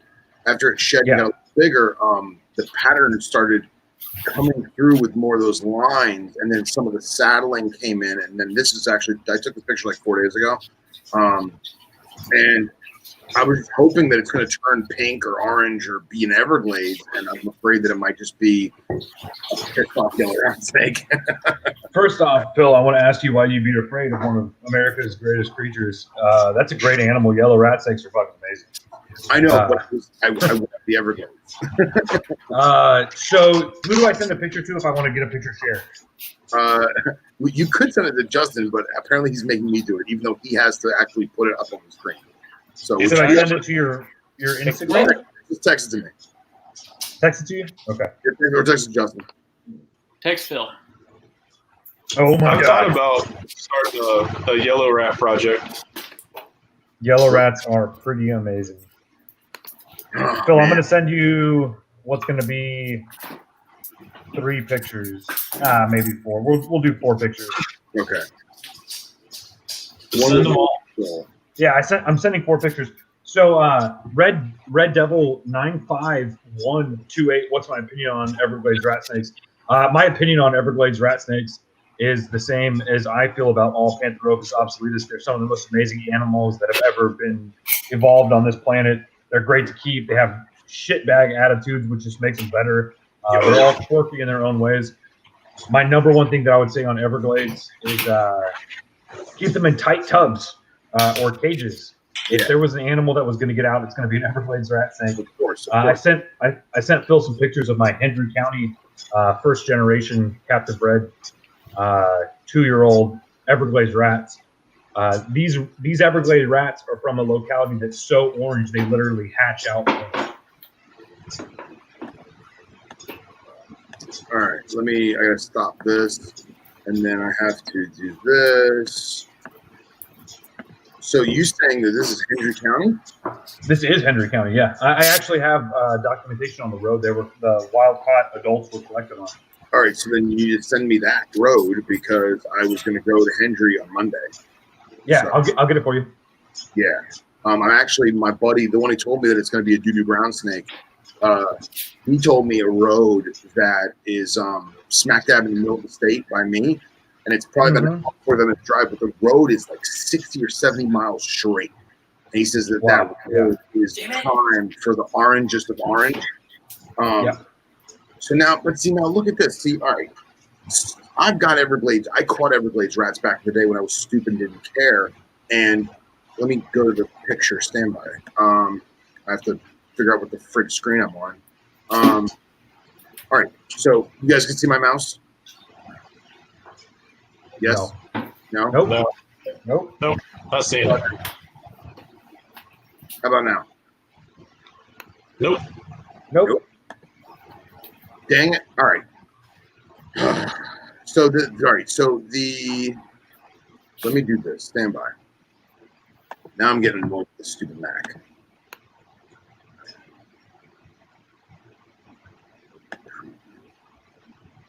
How about now? It's a black screen. Yep. It's all of us again. Yep. All right. This. Oh yeah, send it to Phil. Make Phil do it.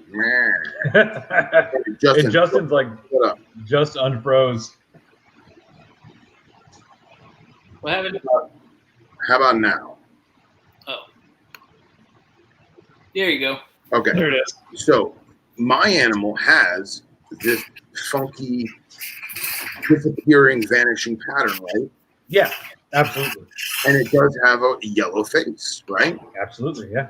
So now, and you were saying that the scale separation is indicative of yellows. So if that scale separation as a baby has a lot of yellow in it, it is sometimes indicative of a yellow, but it really just it depends on where the locality is from. Here's the shit part. The guys that actually came back and lumped all these snakes into Allegahensis, they literally said these are just eastern rat snakes. They're not far off from the truth as far as similarities between animals. Okay.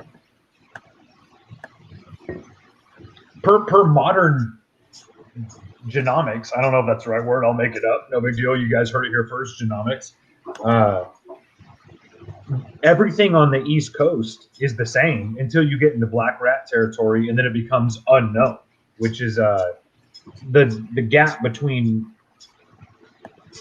eastern and midland rat snakes, which we've always just considered them what they are per county, actually. Okay. I'm trying to get it where I can show both of them side by side. I don't think I can. Now, remember, these are just over 2-year-old animals, so they have a ton more orange saturation. Right. You're gonna honestly, if they were fed heavy, they'd probably be breeders next season. The guy I got them from, hashtag Chris Montrose, Dark Horse Herpetoculture, the man, the myth, and legend. Him and me, we don't feed our snakes heavy. Yeah. I'm not going to, never going to. Yeah, I'm the same way. It's actually funny that you mentioned keeping Pantherophis or the Opsilura in tight, confined spaces because they'll escape. Oh yeah. That thing is actually living in a medium deli cup, and it's in a medium deli cup with Aspen and a water dish in a rack drawer as a secondary, escape-proof scenario because he has popped the lid off the deli cup a couple times, but. I've also found that they just do really well in those tight nooks, whatever kind of tight little spot. And then like twice a week, I take him out, I let him stretch out, and he tries to eat my face, and life is good. I would go to venture that out of the mini Pantherophis and Pitiophis as well that I've kept, as far as their first year and even into their second year, you don't want to have them in too large of an enclosure, or you'll start seeing odd behaviors, or they'll stop eating almost. I could reference this back to Leachianus. A lot of these animals don't live in these big, expansive habitats. They live in the same little tree hollow or the same little scrub bush for years.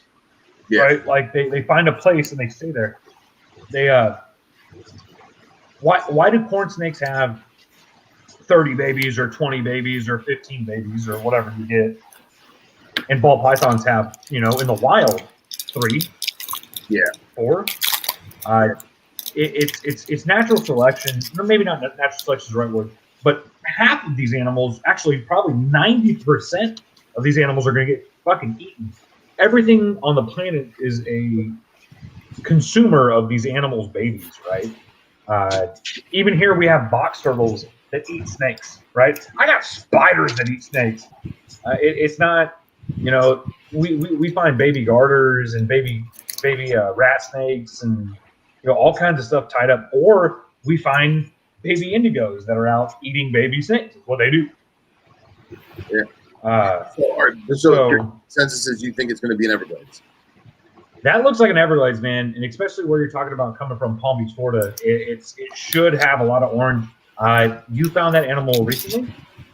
Probably back in March or April. So you found it in March and April. That's a 2019 hatch? No. You think that was March, April is early for a hatchling? I have pictures of the night that I got it. Let me find out the date of the pictures. But when I got it, no shit. Like I'll hold my fingers close to my face for scale. It was probably like that big. Oh yeah, that's a fresh hat. You know what? Down there in Florida, you guys really don't get winter, right? No, I mean we definitively have a season change to a colder climate, but in winter it averages high 60s, maybe low 70s still, but we'll get cold snaps. Where I was. Where I was, it was probably in the high 80s when I found him, but a couple months before, it was like in the 40s. Okay, so that's still not cold for a rat snake at all. True. I mean, these things are found in North New York. Yeah. So that's a fresh hatchling. That may be a female that had a second clutch in 2019, hatched out sometime in December, January. Totally possible. Completely possible. Because remember, we assume that all these animals hatch in 61 days at 81 degrees, but that's not true. These animals will still hatch at 130 days at 72 degrees or 70 degrees. Remember, colder never hurts them, but hotter can cook them. Yeah. What the hell is this picture? Let's do a Stogie update. Y'all still look. I'm gonna say this little guy right here. Great cigar. If anybody can get a hold of one of these Unico Velvet Rats, do it. Very buttery, a lot of oil.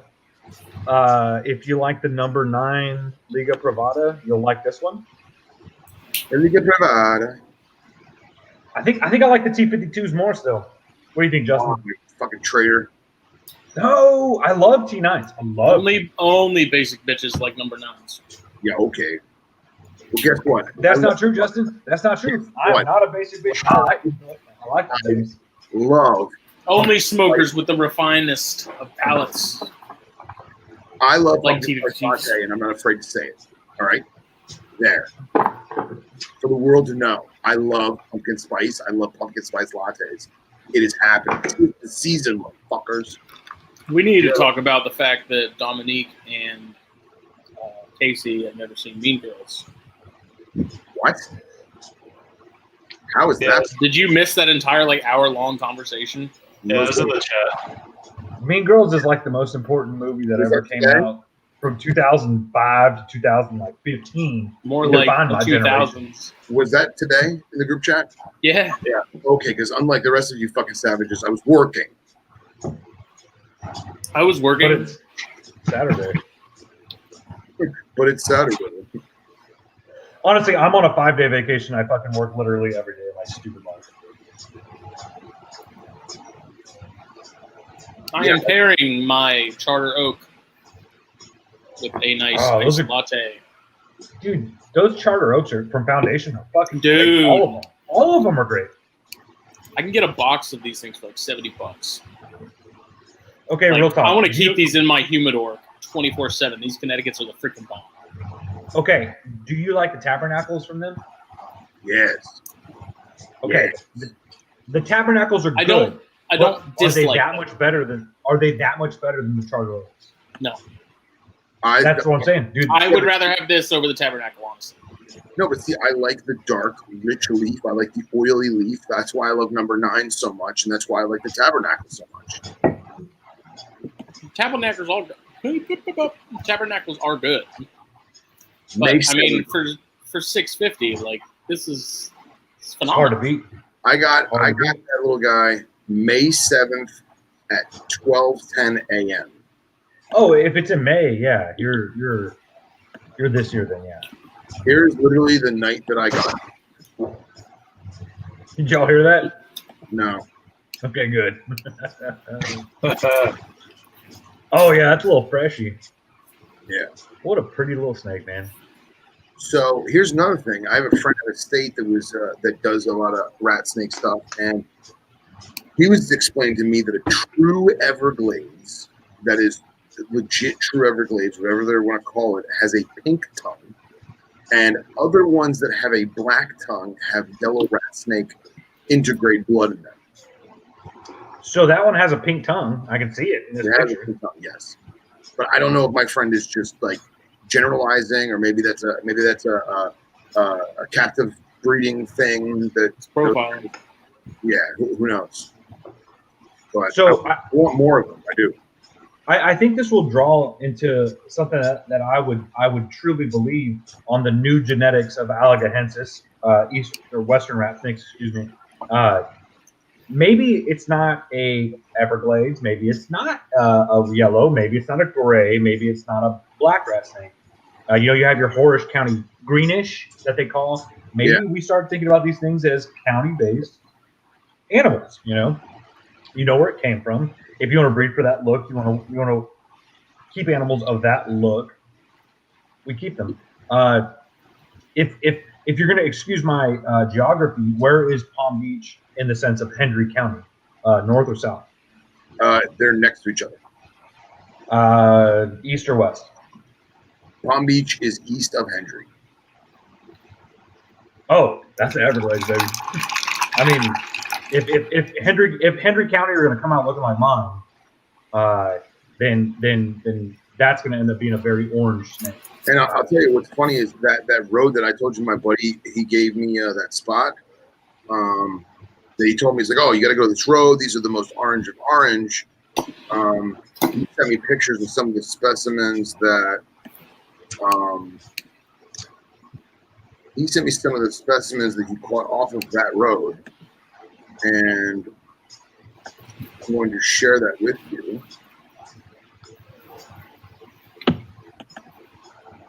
So this animal was caught in now I want to say Collier County. I think it's Collier, which is south, which is like Naples. And this is what I'm going for. That's a rat snake, all right. Oh yeah. That's an Everglades. I mean, that's like orange, that with orange eyes. I like the blushing between the eyes. Yeah, that looks like mine. Do you have that close up of the picture of my parents, or not my parents? Obviously, you don't have a picture of my parents. One of those other pictures. I think I had a close up of one of the heads. Yeah, the one of yours. Yeah. All right, hang on. Let me.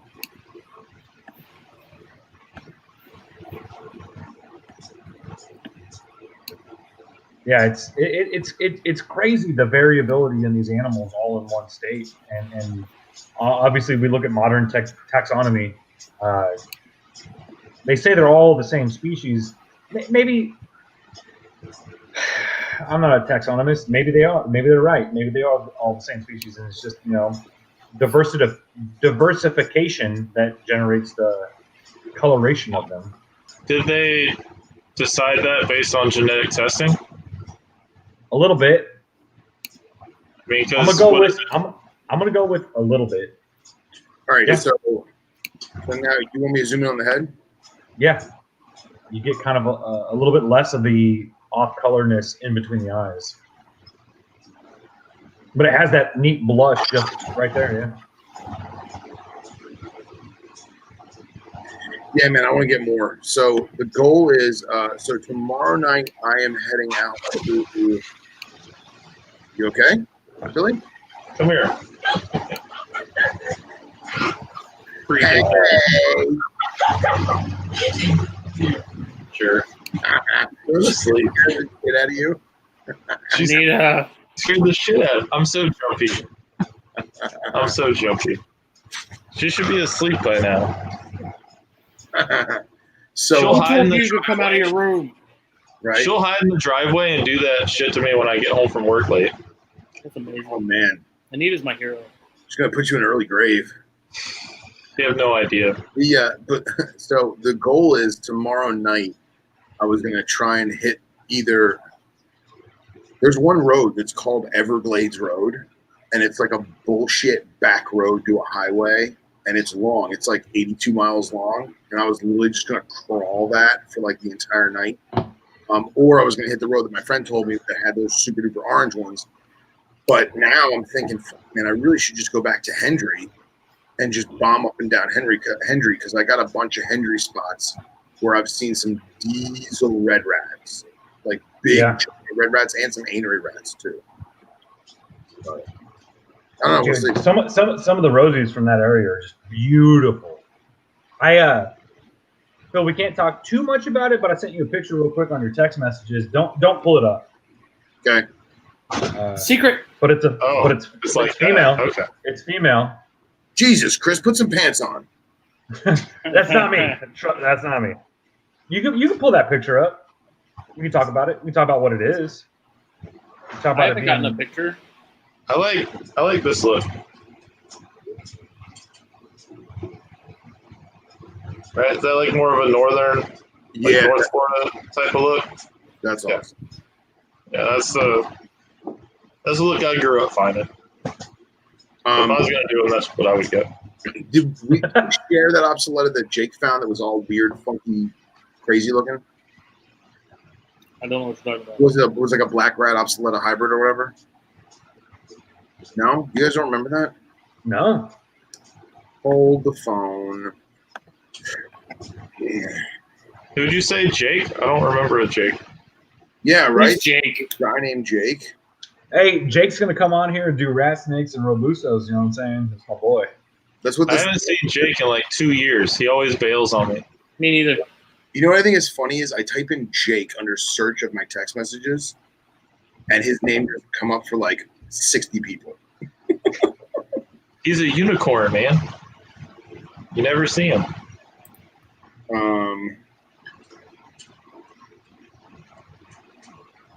So I don't have that picture. Never mind. It was one that he caught in some guy's yard, and it was like a black rat with a yellow rat's head, but it had like yellow on the sides and shit. You guys are in Beaufort, South Carolina. We don't get grays though, or blacks. We just have yellows. Well, Phil, if you want to share that picture, you can share it. I mean, it's a cool. Okay. Animal. It was Could have just been an ugly ass yellow. So a local guy found this animal in December and let it go, and found it actually crazy. Not gonna lie, I'm not even talking, not a lie. Found it on March 21st. That's an adult female. An adult female Texas indigo. Yeah, it's awesome. And it laid eggs. It laid 7 good eggs. Awesome. That's Not awesome. in captivity, obviously, because you couldn't have them until March. But that is a big, tame, very calm female that we finally found in Texas. I mean, when in they're my that county. big, there ain't nothing to be afraid of. No. The way those animals act when you knock on their door is impressive. They are hungry. They are ready to go. I'd like some indigos at some point. Don't we all? I really, really, really want yellowtails. I think they're my favorite. Just the look, the impressiveness. They're literally just king cobras, but on the other side of the world. But there is a sizing restraint. I couldn't. I keep a lot of tub. I keep some stuff in display enclosures, but I think they need a lot of room. So it's not something I can provide right now. I held an adult last year, and they're impressive snakes, man. Just feeling them and how strong they are, and how bulky their heads are and stuff, and then just how pretty they are with the really yellow tail and stuff. They're impressive snakes. I get why they're so popular. Yeah, they're awesome. Yeah. I've had a handful of them over the years, and good animal. I've had some babies die too. They were import, farm, wild, hatched, whatever, babies, and they didn't do well. Hindsight now, because I've done so much dry stuff, I think it was all stress. Yeah. They were my first dries, and I was like, oh, I got to tame it down. I was like, no, I need to give it 5 months to live first, and then I'll tame it down. They don't handle. I don't think they handle change well. They're too smart. It's just I've interacted with them in the wild and very, very minimal in captivity. They're one of the snakes that will do great in your 75-gallon aquarium, right? Like they're good display snakes. They're not going to strike at the glass. It's like they know better. But there's something about them that the transition doesn't do well with them. It's they're a neat species. Billy, look, you have something to say. No, Billy looks the exact same as he always looks. Billy looks like he just got. He's a robot. I keep telling you guys, no one believes me. Yeah. A robot who can't change a tire. Billy just got. You know what? You shut your mouth, man. Them boys did a bang up job that night. Wait, y'all tell me right now who can't change a tire. Jesus Christ. Fuck off, Smitty. At least Phil helped me. You went to sleep. I didn't know you guys even needed help. Y'all had done disappeared. We're like, where's Casey and Billy and Phil? Oh, they're at Billy's truck. What are they doing? Now, Billy, did you already had the compressed air and you were actually changing the rubber tire on the seal of the rim? I understand that. It's difficult to get that compressed air to pop off correctly. That's what happened, right? So I'll be honest. It takes a village. I've never changed a tire on a pickup truck. I've always had SUVs and stuff. Thank God Phil was there. And I didn't know about the little thing with the pulley bringing the spare down. It turned into a thing, and then the jack kept kicking out. The jack kicked out, what, 3 times, Phil? 2 times? It was a to-do. It was raining. It was dark. We were right up on a curb, so we had no space. I just ate popcorn. Justin was nowhere to be found. If you haven't changed the tire on your vehicle, and I'll say this because, obviously we're streaming on Twitch and we have about 70,000 viewers right now. If you don't know where to put that little peg in to lower your spare tire, I get that. Well, here's the problem. The problem isn't that we didn't know where to put the peg. The problem is that obviously it's Billy's truck. I'm going to let him do it. And Billy had put the rod in to catch the keyhole to lower the winch, right? Yeah. And I guess he thought he was in there. I can't see. I can't feel it. Casey's underneath it with a flashlight going, yeah, I think you're in. And then he's like, man, this is really hard. What he was doing is he had wedged the key into the plastic housing that's the guide to get to the winch. And he ripped the whole housing out because Billy is just pissed and brute force. Legit. Look, Billy, I'm going to tell you right now, hell yeah. You know what I'm saying? Let me get a no hell yeah. Meanwhile, as he kisses the rattlesnakes, here's the worst part is you can hear it as we finally got the winch cracked loose and the tires lowering. You hear the rust just grinding on that chain. It's just like, and then at one point, it's pitch black and it's raining too. On top of it, it was drizzling. You weren't even there. You can't even speak. You be quiet.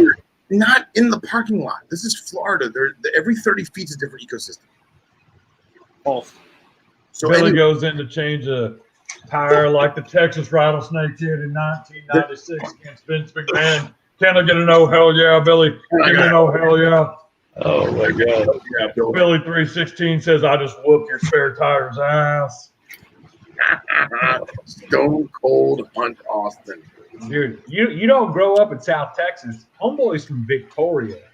Well, here's the problem. So, aside from us not realizing that one of the point that we thought was ideal for putting the jack. First of all, it's a scissor jack. Yeah, AAA. Thanks. That's what hindsight's always 20/20. Yeah. I have AAA. So thanks. Here's for not being there. So they give you, it's this nice big truck, and they give you a goddamn scissor jack. That's my first complaint. Like, I'm sorry. You're spending tens, if not countless dollars on this truck. Give them a goddamn bottle jack. Second of all, Billy didn't have any wood, and it was way too short. So I had to go all the way back to my car, and I drove my car back because originally we walked because we thought the gates were going to be closed because it's vendor parking. So I finally get my car back. I had 2x4s in my trunk because I'm that guy. And we wound up jacking up appropriately, not realizing that the fucking frame has a slope on it and the thing kicking out. So finally, like, I just put it in the middle of the fucking truck, and we did, and it worked. But just as they're getting the tire off, the fucking thing kicks out again. And thank God Casey was standing like on the curb because he had flip-flops on, and I was like, man, Casey would have lost his whole foot. Look, I don't know Casey, but he doesn't need a foot, all right? Lieutenant Dan didn't need 2 legs. Casey could do without a foot. Lieutenant Dan did a damn service. Casey has never seen a vehicle kick out from a jack before that. Yeah, he'd never seen that before. He'd shit himself a little. Yeah, we told him, we're like, hey, man, like, it's for real. And he's like, oh, whatever, dude. I'll just get in there. And then it went down once, and he knows now. So you're okay, never mind. What's funny is, so Casey's underneath the back of the bed, like underneath like where the hitch is, right? And the tire's on. It's on, the lugs are on, and we're lowering the jack, and like the truck's settled, and Casey's underneath it. Casey's like, oh, because he thought the thing was just gonna fall out. I'm like, Casey, the tire's on. Like, it has 4 tires, bro. You're not, it cannot kill you. Yeah, well, he had the fear then. He finally got the fear of what could happen. Right.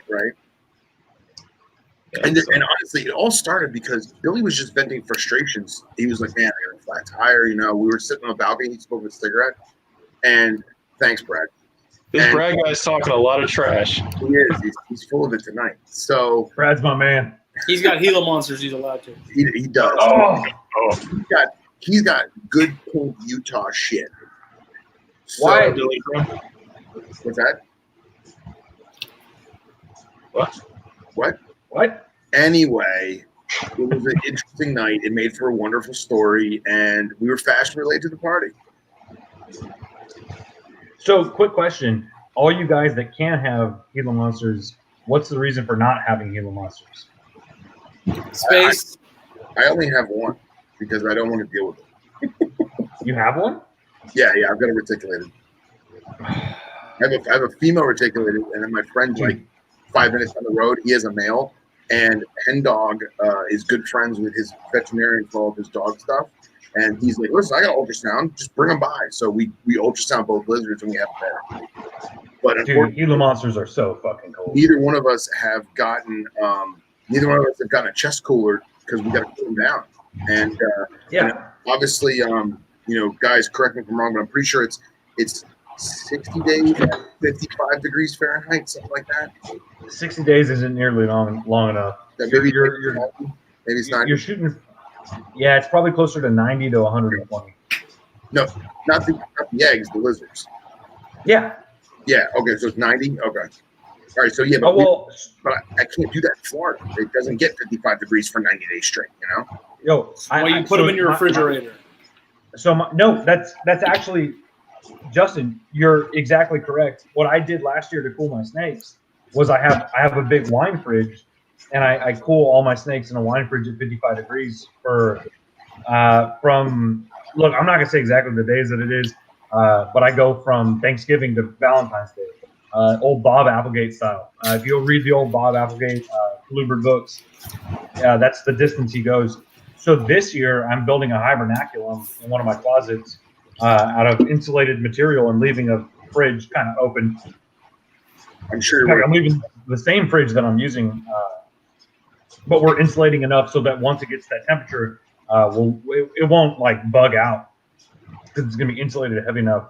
But like Alterna, my Texas Rats, my Pitchiopus, I mean, the Kankakee bulls need to be cooled. I mean, they're from Kankakee, Illinois. Them motherfuckers in the wild probably brumate for 9 months. Shit, I don't know. What's the North do? Who even believes the North is a thing, right? But yeah, so I'm building a whole hibernaculum to be able to cool everything at 55 degrees. I did it with my corn snakes. I did it with my Eastern Kings that were both males. I'm not going to talk about my gopher snakes that are just... I got a question. Up, so when you put your snakes into the wine cooler, how big is the container you're putting them in, or tub or whatever? So I like a lot of people have different thoughts on this. I like a tub big enough for them to be able to coil on one side and the other side, as long as a water bowl won't get tipped over. And I check them every 3 to 5 days, make sure the water bowl doesn't get tipped over. I put a minimal amount of water in the water bowl. I mean, I'm talking a sliver, because I don't want humidity to get raised up real high, because during the winter, humidity is actually a lot lower here. But I give them enough water. If they want to drink, they can drink. Because, in brumation, snakes are still active. They're just not feeding. So I try to give them enough space in whatever hibernation chamber that they are in to be able to do their thing on both sides and still have a water bowl in there. You could probably do it. I know that the hognose guys, fucking hognose breeders, like put them in deli cups and throw them shit in the fridge. But crazy. But yeah, no. So what I'm doing is I have, like, say there's a closet, maybe it's a walk-in closet. In my case, it's a nice sized closet. But I'm taking about a 4 or 5 foot wide and about 3 foot tall area, and I'm cutting little pieces of aluminum angle iron. I just happen to have some aluminum angle iron, but you could go to Home Depot or Lowe's or whatever y'all got, wherever you're at, and screw it into the wall so it'll hold all of your insulation, and then create a T out of it where the insulation covers over it, and then I'm cutting a section out the size of the fridge, pushing the fridge in, opening the door up, jamming the door open with just like a tape. The snakes aren't getting out of the tubs, right? The snakes are still going to be in the tubs, and then taking towels and stuff to cover any cracks that there may be. Of course, there's going to be cracks. Our closets during the winter are going to say about 60, 65 degrees. So we're really trying to cool them down about 5 to 10 degrees. If you're brumating at 60 degrees, you're good. For most species, a lot of species like to be at 55. So there's a few animals we're going to try to put down to 55. For me, it's going to be like Kankakee bulls and Alterna.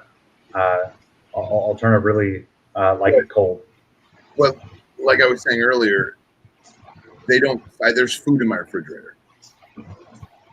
Oh, you need a little wine fridge. You gotta buy a wine fridge. Well, Bill, what I was thinking about doing like a small chest cooler, and I was gonna pour sand in the bottom and like drill holes in the top, like a little computer fan. And everyone's like, "No, you're stupid. Just shove them in the deli cup and stuff them in a wine cooler." No. You can put them in a wine cooler, and I think a wine cooler is a great option. I think I talked about on one of the episodes before. I put a little an aquarium aerator into my wine cooler so that they have a constant flow of fresh air, right? Like, you don't want them to just have stale air from the wine cooler. A wine cooler is a great option as long as it's big enough for them to be able to put a tub in there that they can move around in. Yeah. That's how I do it. I mean, down here, I'm going to bring up his name. He actually was at my house today for a long time. We had some great meals. John Lassiter, one of the biggest Mexicana breeders in the world. Me and him, we talked about it, and you have to build a hibernaculum. You have to build something. He uses a big old school fridge, double door stainless steel with a cool bot on it. So he's able to put all tubs in there with the correct temperature. The cool bot is a system that will increase the temperature instead of what a fridge would normally work at. It's used for herbalists that do like a lot of vegetarian foods that want to keep a lot of those foods last longer at like 45 to 55 degrees. So CoolBot is a company that generated a product similar to a thermostat. It's pretty much a reverse thermostat. So he uses something like that to be able to put 100 snakes into brumation. Well, I asked because I have the Chinese beauties, which they're decent size, and then I just got the 2 pairs of king rats. Yeah. So once they're up to size, I'm probably gonna have to do something. You know what I mean?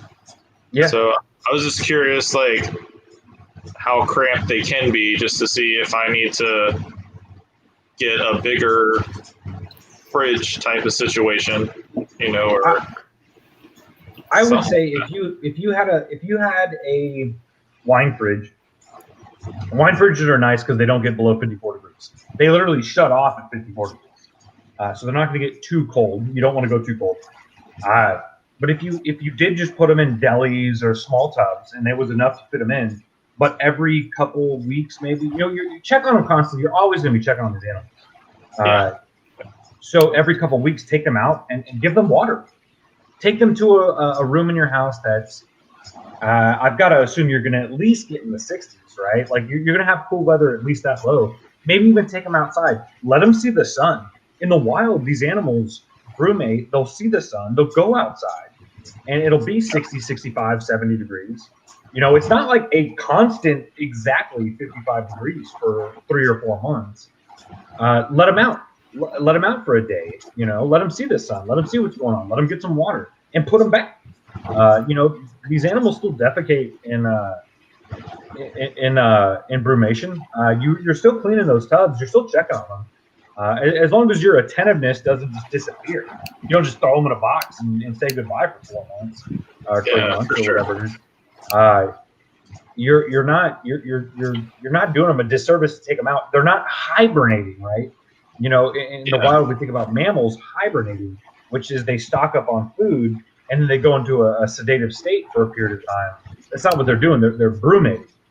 They're still active. They're still moving. They're still flicking their tongues. They're still looking and dilating and still seeing what's going on. And then most importantly, and I didn't say this earlier, and this is the most important thing, is you're cutting out their light cycle. You're cutting out their feeding cycle. A lot of animals are easy to breed without a light cycle and a feeding cycle. I've heard endless people tell me, rat snakes, corn snakes, just pull their heat off, leave them in your room, and let them just do their own thing as far as light and food. And that's what works. I did with my adult bears. Like I literally just took them off heat, and they were in like the low to mid 70s for 3 months. Yeah, and there's no reason why that doesn't work for a lot of species. For me, I'm doing it because I have a couple species that I know for a fact need to get a little colder. So why not just do them all? If I'm going to the extent of doing a hibernaculum, why not keep as many animals as I can in there at the same time? I'm still pulling them out weekly and checking on them. I mean, I pull every single one of them out. They all see light. They all see everything. I am going to check on them. There's no shot. Absolutely. I got to see them. So I did what Justin did with Japanese rats when I had those. And I'd get infertils. So that's why I was like, crap, maybe I do need to get them lower. Yeah, and there are a lot of species that you really do need to get cold, what we would consider cold. You don't have Japanese rats anymore? Man, I got a female Kunashir Island. She's gorgeous, but I still need a male. I instantly after I sold them, I wanted more. I Yeah, they're great. sold. Yeah, I should have sold them. Don't know think what you got there's- until it's gone. Seriously. There's a weird hobby mentality thing about Japanese rats. They're not very popular, but when you actually keep one, they're so great. They're such a neat species. I think everybody that has like colubrids or they like, rat snakes or whatever, they should have them, man. They're so cool. Their color palette cool, is completely different. I had albinos too. I got rid of those. They were okay, but I personally like the normals, way more. My little female Kunashir Island, I've had her, I guess, a little bit more than a year. She's great, man. She's fucking cool. They're awesome. When I got her, I just got one, and it was one of those things like, I'll try this out, and I wish I would have got a pair. Like when I had mine, whenever I would show my collection to people that weren't in the hobby, I'd show them the green trees, I'd show them the carpets, and they'd be like, "Oh, that's cool," whatever. I'd pull out the Japanese rats, and they're seeing the blue bellies and the emerald color and the blue hints and all that, and they're like, "Holy crap, this thing's amazing!" Yeah. There's people that haven't seen my collection in, like family and stuff, that haven't seen my collection in 8-10 years, and they ask me, "Oh, do you still have that one?" I'm like, "Oh no," and they're like, "Oh, that's a shame. That was my favorite one." They're cool. It's crazy they're not more popular. The animal that I have in my collection of snakes wise, I will say when people come over to my house and they see a lychee, they fucking lose it, dude. I don't know what it is. Well, I guess I do know what it is. It's such a cool animal. It's such a weird critter to exist. One of the other animals, and I just got eggs, no big shout out, hit me up, Badlands Herpetoculture _6969 at Yahoo daddy.com. My Urodactyloides agricolae just laid eggs. I saw that. That's awesome. Dude, that's a cool little critter. They're cool lizards, dude. They're really neat. Everybody that sees them freaks out because they're so cryptic. They're so slow moving. The way they move is weird, though. Yeah, they wiggle their whole body. It's like a walking slither thing. It's very strange. Phil, throw this picture up there. I'm sending it to you, bro. Dude, what an animal! What a fucking animal! Yeah, this is it doesn't live in this tub. I swear, this is the holding tub. I was gonna say, what an enclosure! Right. That is the animal. Hashtag enrichment. Right. This is American keeping at its finest, right? That's a fucking animal, man. That is nice. Yeah, that's the venom. And this is just a holding container for when I'm cleaning the cage, just so she doesn't start walking off. Yeah. Jeez, Phil, I didn't know you had that at all. Dude, Phil's got all kinds of cool stuff he don't ever talk about. Jeez, Heloderma are just next level, man. Well, did I ever show you guys the enclosure when I finished it? No. Oh, I didn't even know you had it in an enclosure. I didn't even know you had one, Phil. I didn't know I had an enclosure. I gotta get down there, man. Not an enclosure. I'm just literally talking about the fucking lizard. Here. God, it's cool. I honestly, I had aspirations of making this cooler, and then she wrecked it, and now I'm just lazy and I don't want to make it pretty again. But that's it. Oh, nice. It's a nice setup. I should just get them right, and then you really should. So this is an old 75 gallon that is 70s, and the glass is I want to say the glass is an inch thick. It's the biggest, heaviest fish tank I've ever messed with, and I got it from my late mentor. He's like, I don't want this thing anymore, take it. And it sat there and collected dust forever, and I was like, you know what? I need to make this into a Gila thing. So all these cactus, they're all fake. They're all rubber. And I basically cemented them in with excavator clay. And then this cavern here, I don't know if you guys can see my mouse. Yeah, we see it. This goes in about 6-7 inches, just big enough for her to coil up in there. And then this thing is a giant cave that goes up and down and into a round. And then there's also there's more excavator clay over here and around here. And then right in this blank spot, I keep a water dish. And because I'm really very stingy with the water, and like once a week I'll put like, I don't know, a few ounces in the. Oh, dude, yeah. What's that? Oh, I just said yeah. Like Yeah. my Baja species, anything from Baja area or just the West Coast, I give them water in the smallest sliver in the world, and I let it dry out for like weeks, and they're thriving, absolutely thriving. And in the past, you know, you always see people that they're like, oh, Gilas love this soak. They love this soak. And Hen Dog actually brought it to my attention was they love the soak because they're opportunistic and they're like, oh, water, I got to enjoy it while I have it. And I was doing some homework, and Daniel Beck, in some paper I read, Daniel Beck said that, like, obviously they're going to flock to water because it's the life liquid. But them living in water is fucking up their ectotherm ability or whatever, their body temperature. They're reducing their body temperature, which is going to lead to health problems. So since I've done that, she's tip top. I mean, she was always fat and happy because I fed her like crazy, but now I ration the food, and her tail is probably thinner than it should be, but she doesn't have that body mass. She doesn't look like a linebacker anymore, which I think is good. So as far as like care wise, I'm sorry I cut out there for a second. Are they a little closer to like a snake or a python, where they're not feeding as often? They kind of poop in one spot. It's not like they don't shit 7 times a day. No, she's got probably 3 or 4 spots that she poops. It's never in her burrow, thank God, because it would be a nightmare for me to get in there and clean it. I was actually worried about that. I was like, man, should I make this easily accessible so in case she defecates in the hide? But it's never. I mean, knock on wood. It's like I know, yeah. Knock on wood. However, I've noticed since I gave her a bigger open-topped enclosure, her shed has been a lot shittier. Instead of being like flaky pieces, it's just kind of like sawdusty. And I wonder if it's because I'm also rationing the water. Maybe she's slightly dehydrated. In summertime, it's small meals often. In wintertime, it's like 1 meal a month. Yeah.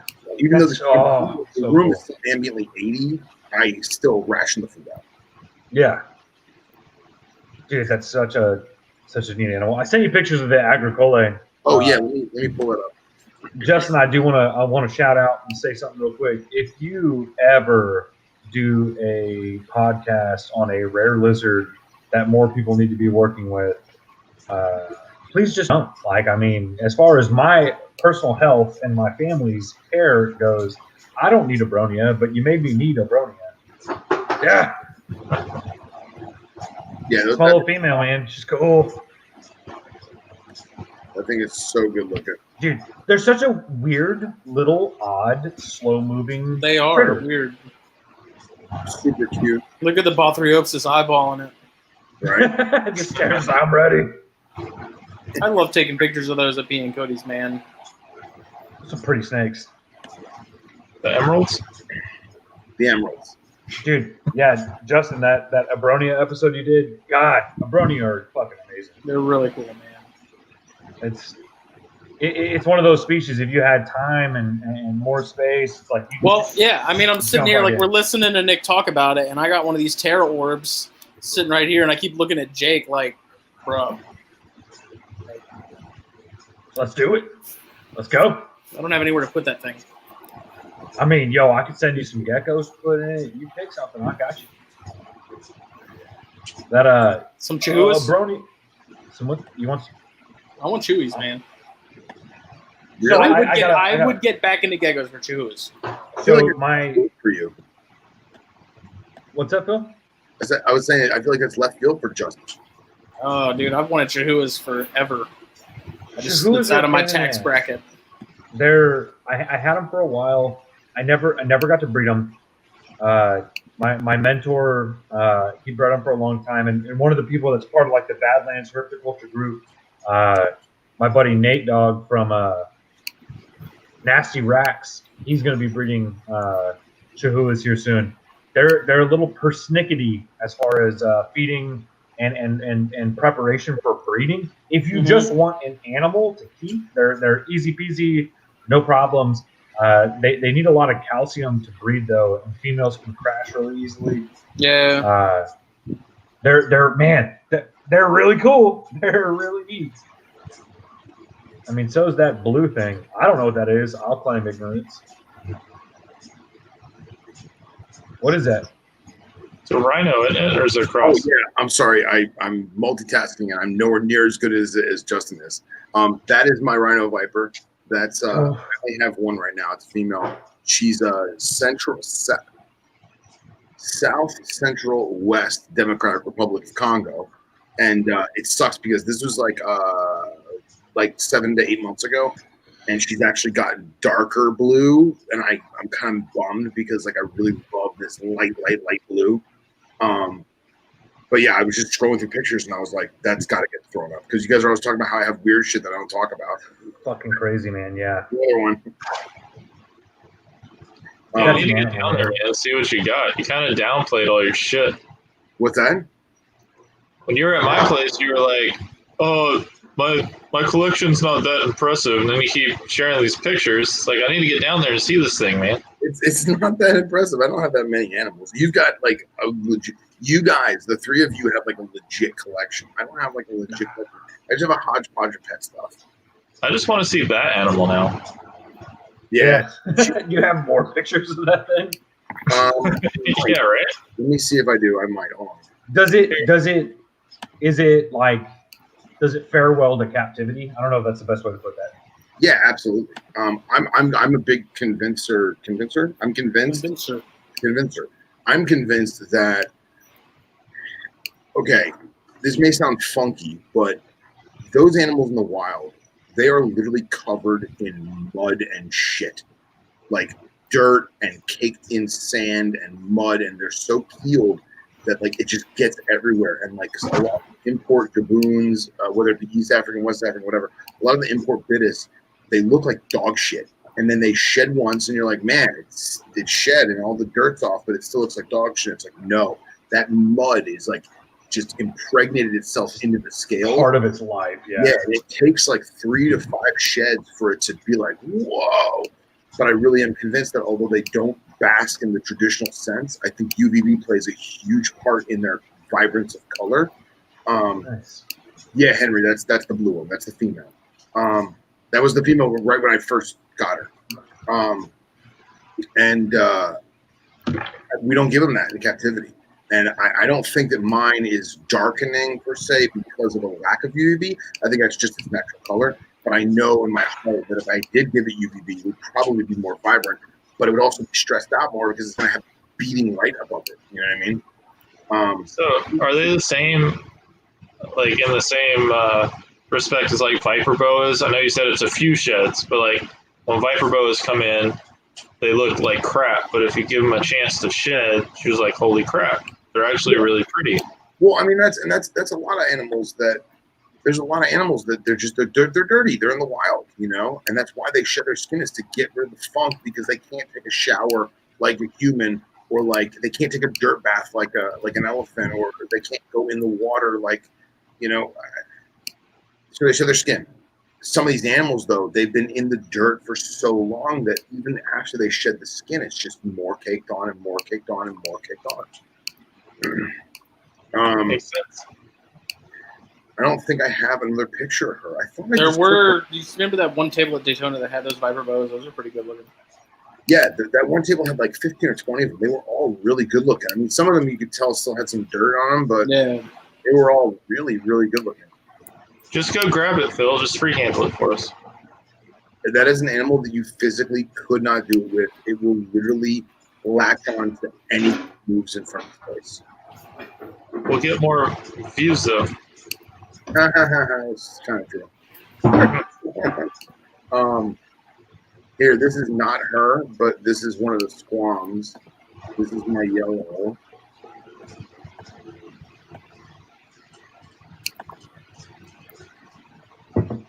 So it's crazy, man. That snake, that log that it's sitting on is probably like 4 or 5 inches in diameter. It's pretty thick, but it's only like 1.5 feet long. And there's all kinds of shit in there with it. And it lives under the log. And then like clockwork, every night at like 9 or 10 o'clock at night. It comes out, it sits in a coil on top of there, and then right around like if I go up there like 2 or 3 in the morning, if I'm awake or whatever, it just cruises the whole cage. Cruising. In the same cage is a red swam, and that thing lives in the corner of the cage. It never perches, it never climbs, it never travels. It may come over to drink out of the one water dish that's in there, but I mist and flood the cage readily enough that they rarely drink out of the bowl. They drink off like the ground. They'll just flood it out like a good rainstorm. But I think it's hilarious because we were talking about like the other night on THP with the routines and the hydrant and Nastis having routines and learning people and stuff. And that yellow snake definitively has his shtick that he does every time. That's like his thing, which I think is super cool. Now that one's head, is that just its normal head, or is it like flattened out? That picture. That's his normal head. So here, I'll pull it back up. Because that reminds me of I don't know much about swamps, but that reminds me of the Pusillinotis. When they're pissed off, they'll flatten out their heads before they start gaping and striking. Sorry, say that one more time. There's clicking and it's cutting out on my end. Sorry, guys. No, you're fine. It reminds me of the Pusillinotis I have, and when they get pissed off, they'll flatten out their heads before they start gaping and striking. Mm-hmm. So I wasn't sure if that's how that was, or because I don't know much about those guys. So.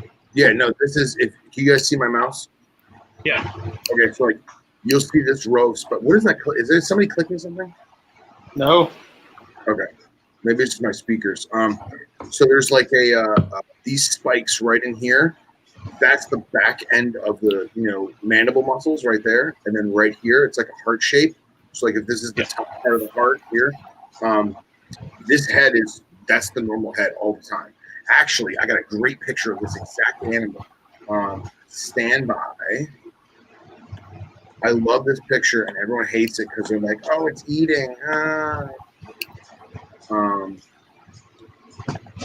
God, where's my favorites photos? Yeah, I'm hearing the clicking now too, Bill. Okay.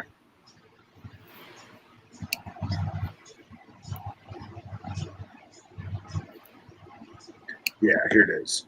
So for anyone who is squeamish about animals eating other animals, please do not look right now. And YouTube, please do not pull us for showing this.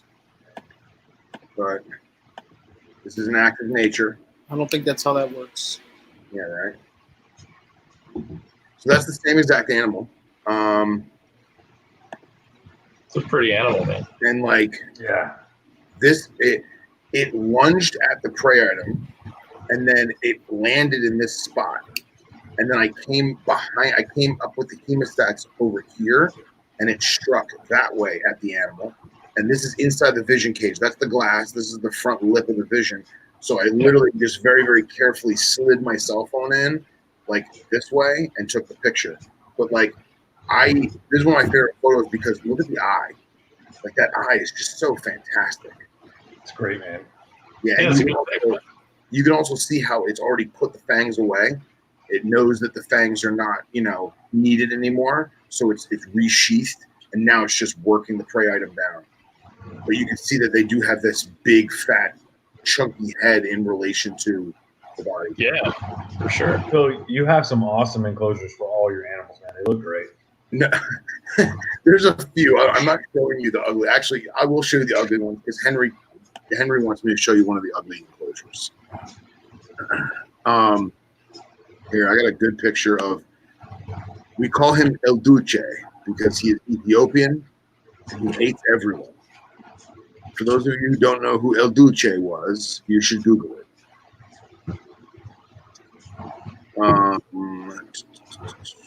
Where is he? I'm actually really happy with this picture. This picture is actually through glass, and I'm kind of pissed that I took it through glass, but it came out pretty all right. And I think I've shown this picture before, but it's always a winner. This picture was taken when I was getting inspected by Fish and Wildlife for my annual inspection, and Henry was there. And this is El Duce. El Duce is an Ethiopian. Look at that triumphant bastard. He's a triumphant bastard. He is an Ethiopian cobra, which is a phenotype of the Egyptian cobra, Najahaje. Oh, what did I do that for? Damn it. Sorry. Let's try to Phil. Sorry, I clicked the wrong button. There's too many buttons on the screen. Damn it, Phil. Damn it, Bobby. Damn it, Bobby. Damn it, Bobby. What you need is a good butane regulator. Justin, put the picture back. There it is. All right. So, his cage is very, very simple. It's literally just jungle mix with a cave and a water dish. Because if I do anything else, he's going to fucking destroy it. It's a 3-foot vision. And he's probably about 5.5, almost 6 foot. But when this picture was taken, I was getting inspected by Fish and Wildlife, and Henry had come by just to hang out and meet some of the FWC guys. And my one inspector, he's used to this stuff. He inspects venomous people all the time. But he had like a trainee guy with him who like was a road cop who just got into like the investigative sector. And I felt bad for the guy, but it's still funny nonetheless. The guy literally was staring at El Duce, and El Duce just hooded up the whole time. And the guy is giving this look. He's like this. He's like the whole time. And he asks Henry. He goes. Does it always do that? And Henry, without skipping a beat, he's like, yeah, pretty much. So. It looks like, honestly, it looks like some like a black rat snake or a rat snake with a hood. They do the same posture. They pick up.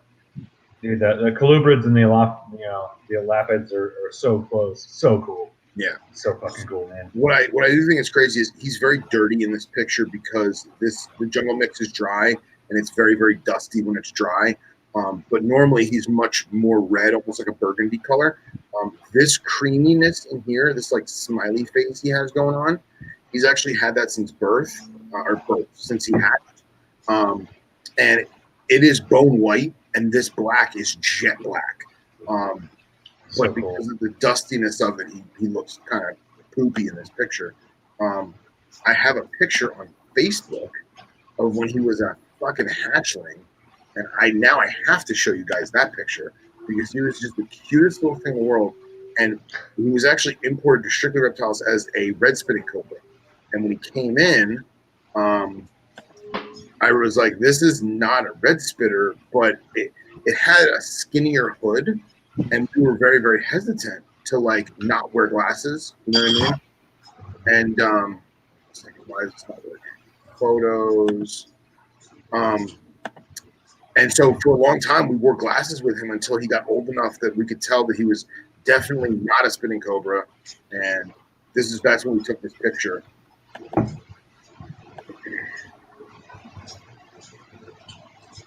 But he looked great in that other picture, man.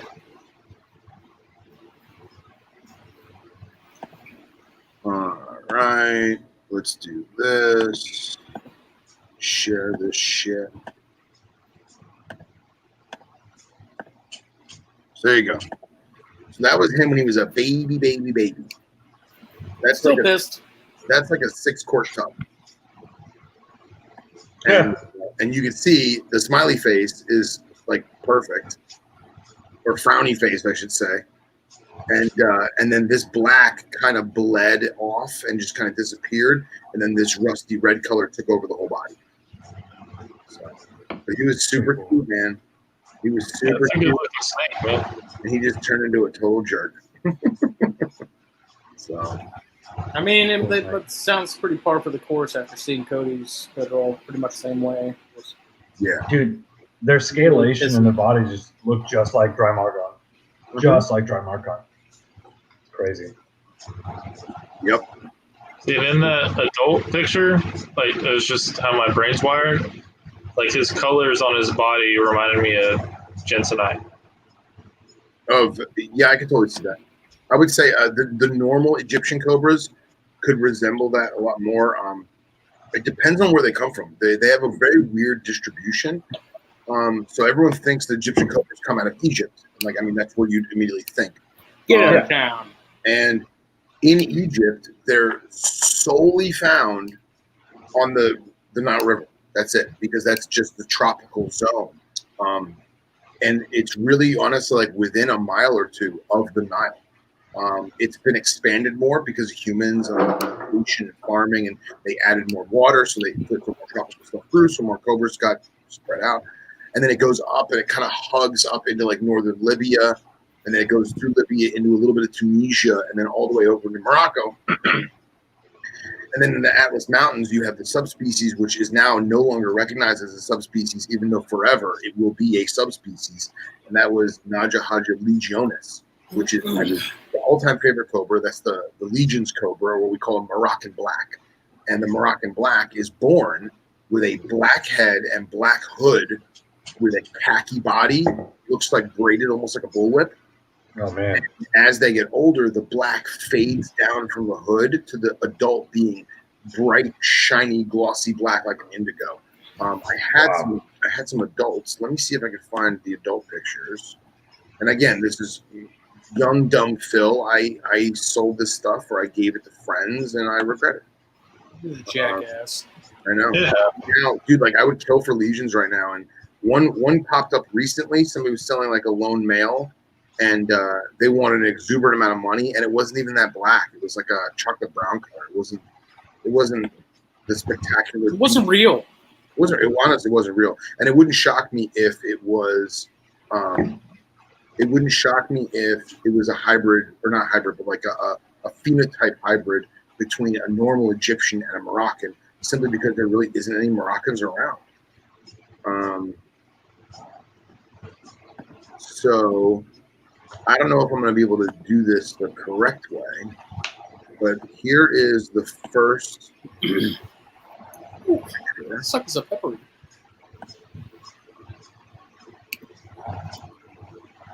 So that's the baby. Three calls. Holy crap. Yeah. Look at that color. Yeah, it won't let me zoom in. Hold on. That granite color and then the jet black head, that's gorgeous. Yeah. And then there's still some iridescence up in here. Yeah. And, so this animal was produced by a local guy, by me, and he had 6 babies. He kept 2 for himself. He sold 2, and then he gave me 2. And I kept this one, and I gave one to a friend. And of all the babies, mine's the only one that survived. And we named him Couscous. And we thought it was befitting of a Moroccan. And basically, they all died because they were kept too dry. Everyone thinks, Morocco, it's the desert, blah, blah, blah, blah, blah. And that's just not the case. It's more of an arid steppe land where they're found. A lot of rocky shale and quartz and granite with grasslands, and it still has a high level of humidity because it's close to the Atlantic Ocean and blah, blah, blah. But I wound up doing like a 16-quart tub with a deli cup with a hole cut for a cave, a deli cup with a hole in the lid full of sphagnum moss, and then another deli cup for just water. Like what size deli cups are those little guys? A little 4.5 inch, 1.5, 2 ounce, I think. Yeah. Something like that. 8 ounce, 12 ounce, 16 ounce. Yeah, and then I had it was paper towels. 4.5 ounce. Yeah, it was paper towels, and then I did the hot spot was like 86, and the cold side was like 77, and he lived, and I got him like 6 foot, and he died out of the blue one day. I actually kept him at my friend Zach's house because we were doing venomous classes there, so all of us kind of just like contributed animals to his house so that we could have the classes, and it was like one centralized location. And Zach went in the room to feed him, and he was just dead on the floor. What's going on? Wow. Nothing. What happened? You'll see it. I'll see it. Phil, undoubtedly, they're sending dick pictures. Well, the phone just froze, so I don't know what the hell's going on. Henry just sent me a picture. Oh, that's the picture Henry wants me to show, which I will. That pattern on that animal, it reminds me of the zebra granite I have. Like besides the stripe stuff that I'm so drawn to, like that pixelated, chaotic pattern. You know, it's just I like it. All right, I'm not seeing it. What's funny? What?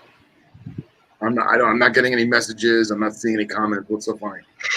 Phil, we're not allowed to be in that cool group text they're in. I mean, it is what it is. Wait, is it? And also, Billy, you ever talk about a snake again and don't reach up to your left-hand side, grab that sumbitch out and show me, I don't believe you. You ain't got no snakes in them tubs. You're just sitting here on your pretty podcast with nothing to show. Yeah, you want to see snakes? I can show you snakes.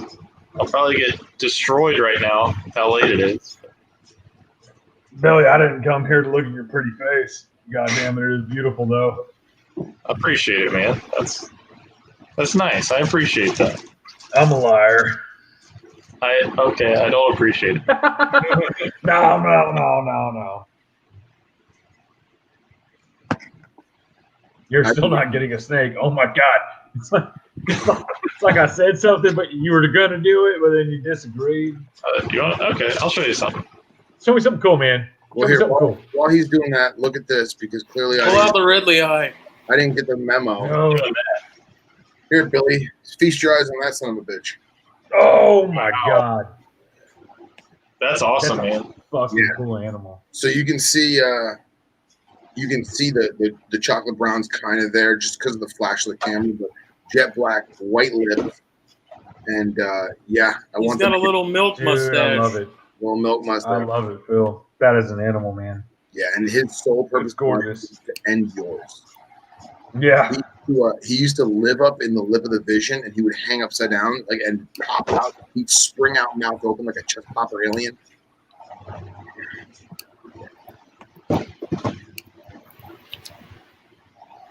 So y'all gonna tell me this inside joke or what?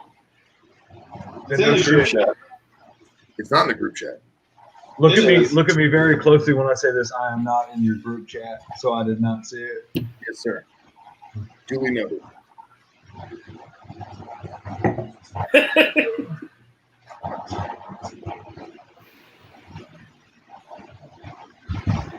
You want something cool? There you go. That's pretty cool, man. That's a long-term captive Macklot python. No, Billy. They're called macklets. They're not called Macklets. The Macklet python. Remember when I said down here in Texas we add syllables? That's like a 9-syllable word. That's a macalots. Macalots. Macalots. Because when you put really them with a shy. female, macalots. Macklets. Macklets.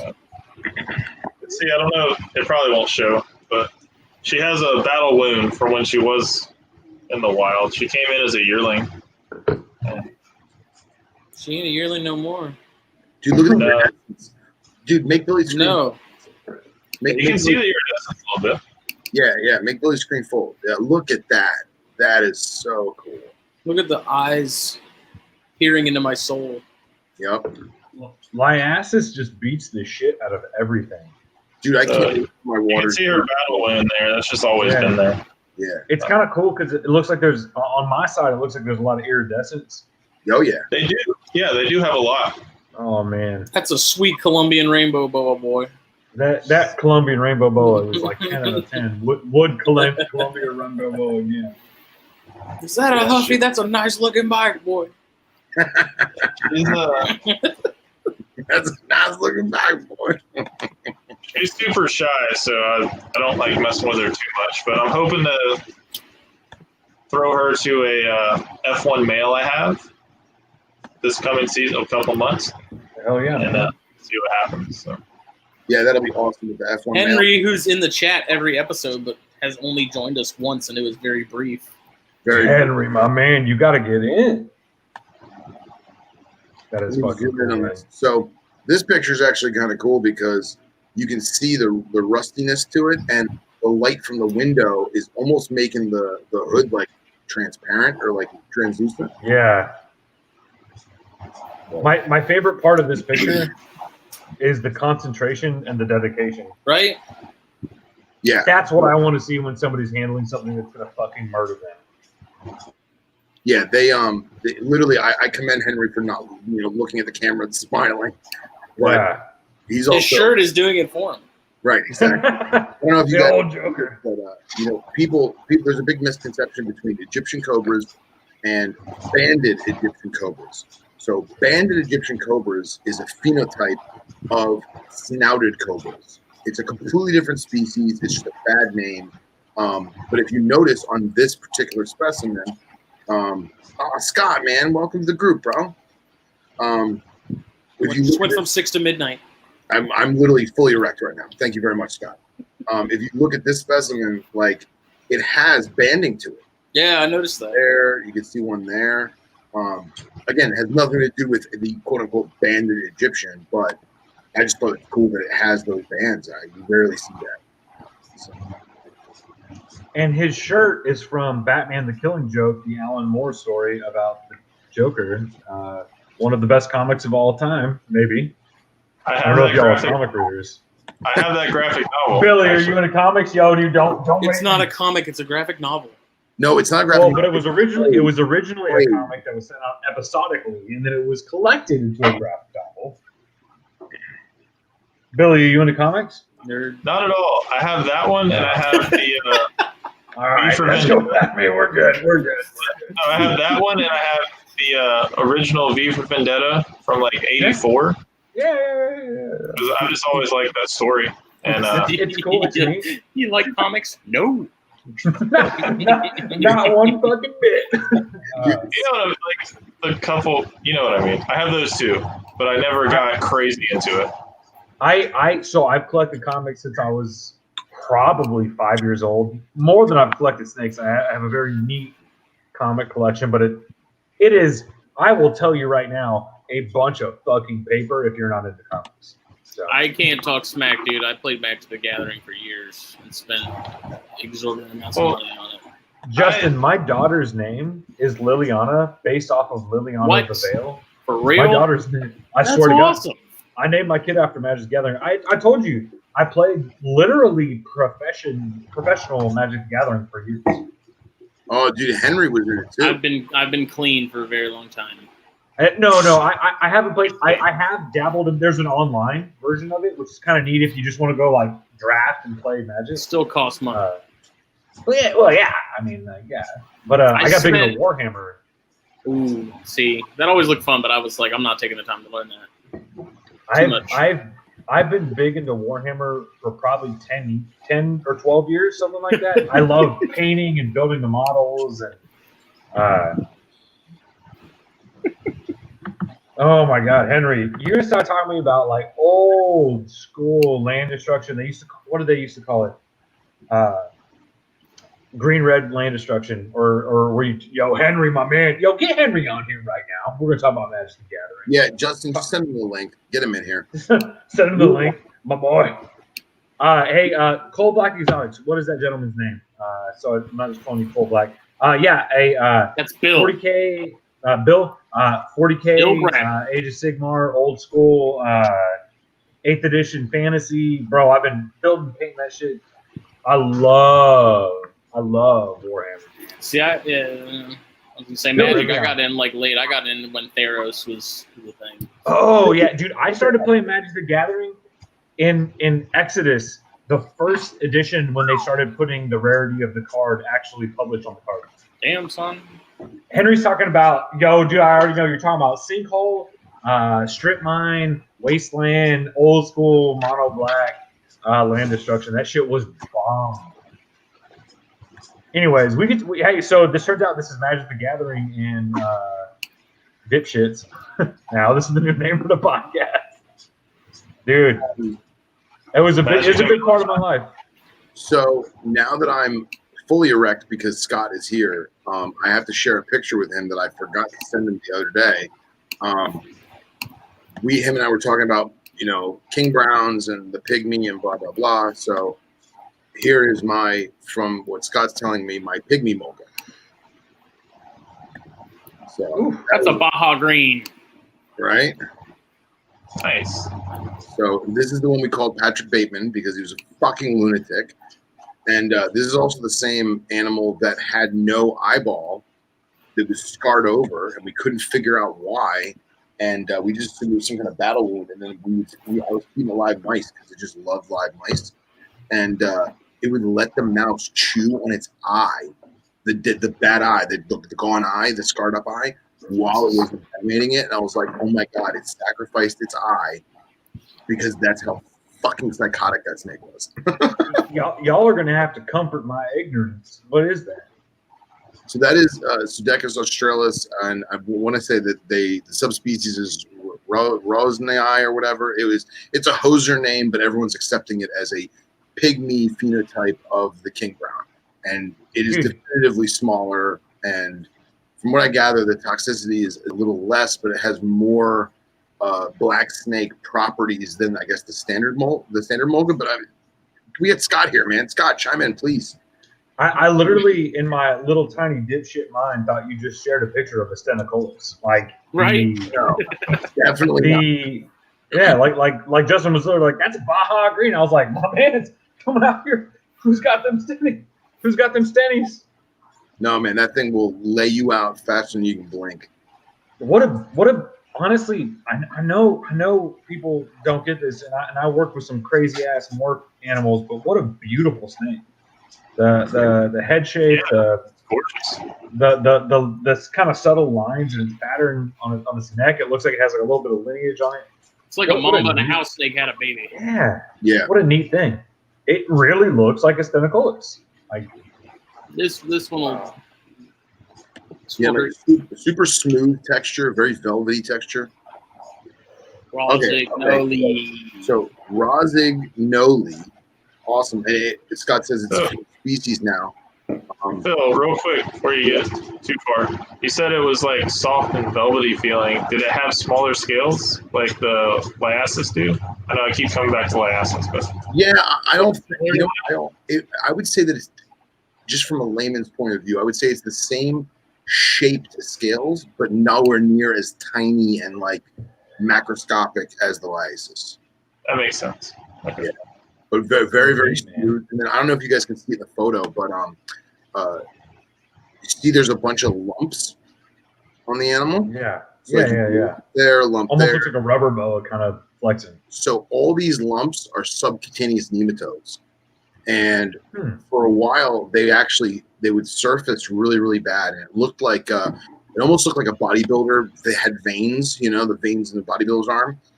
And I had spoken to a couple exotic vets, and they basically said that no amount of deworm or whatever take care of a subcutaneous nematode, and that you'd have to basically sub-Q inject Baytril into each worm. But you got to be careful because if you miss, you miss the worm. Now you're injecting it directly into muscle and blah blah blah. So I left all the worms, and some of them went away, some of them stayed, and for the entire life, I had that animal like 8 or 9 years, and I got it at like 3.5, 4 foot.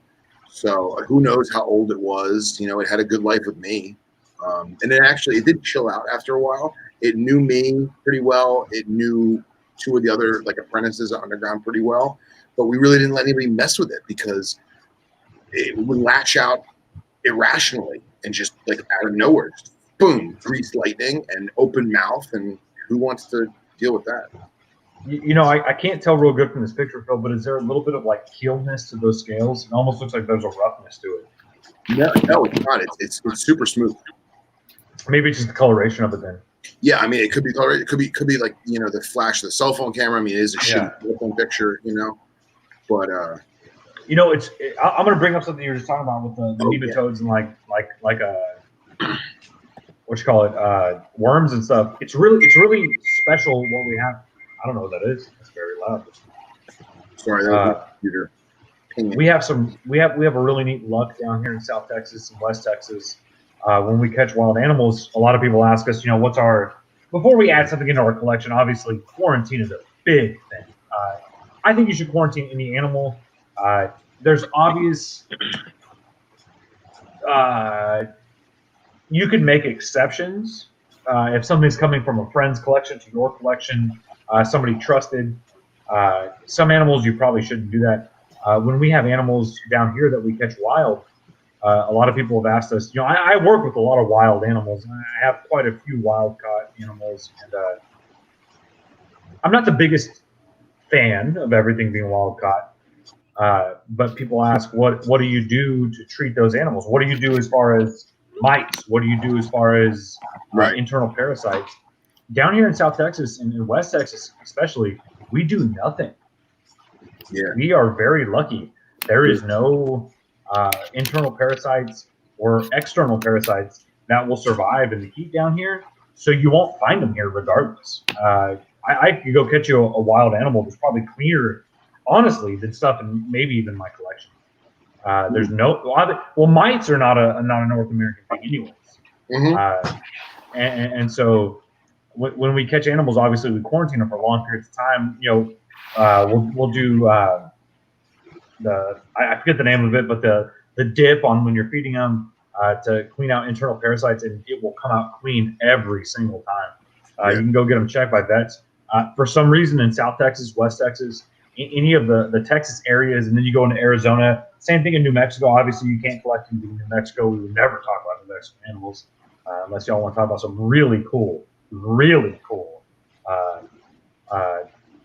black king snakes that a friend of mine breeds. Then we go into Arizona where you can collect animals. Zero. Even into California, Southern California, Baja area, no parasites at all. So this is from Scott. This is an actual Pseudechis australis, the king brown or the mulga. Wow. That's a full-grown diesel. It's the largest of the black snake family, even though it's not black. Good God. And that is a prime specimen. And let me just go through our group chat real quick that we were. Hold on. We showed. Hold on. Let me find it. 7 of these pictures have already triggered me. So.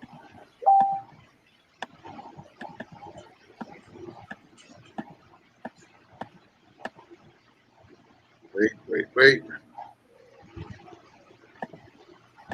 Let me find it so I don't have to scroll through a million friggin' photos.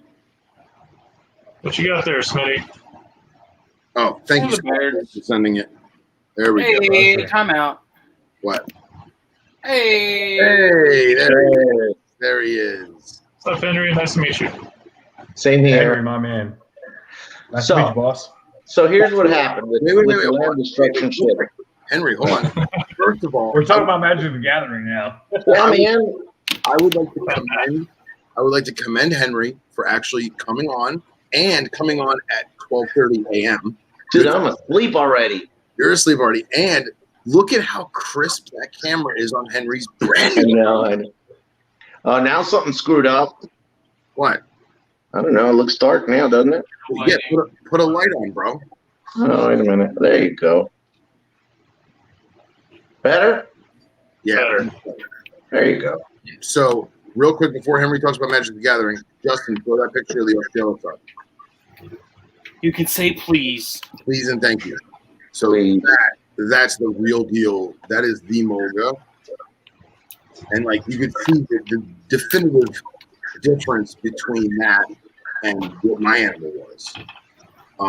Way more tipping in the scales, way more triangulation in the scales, but equally awesome.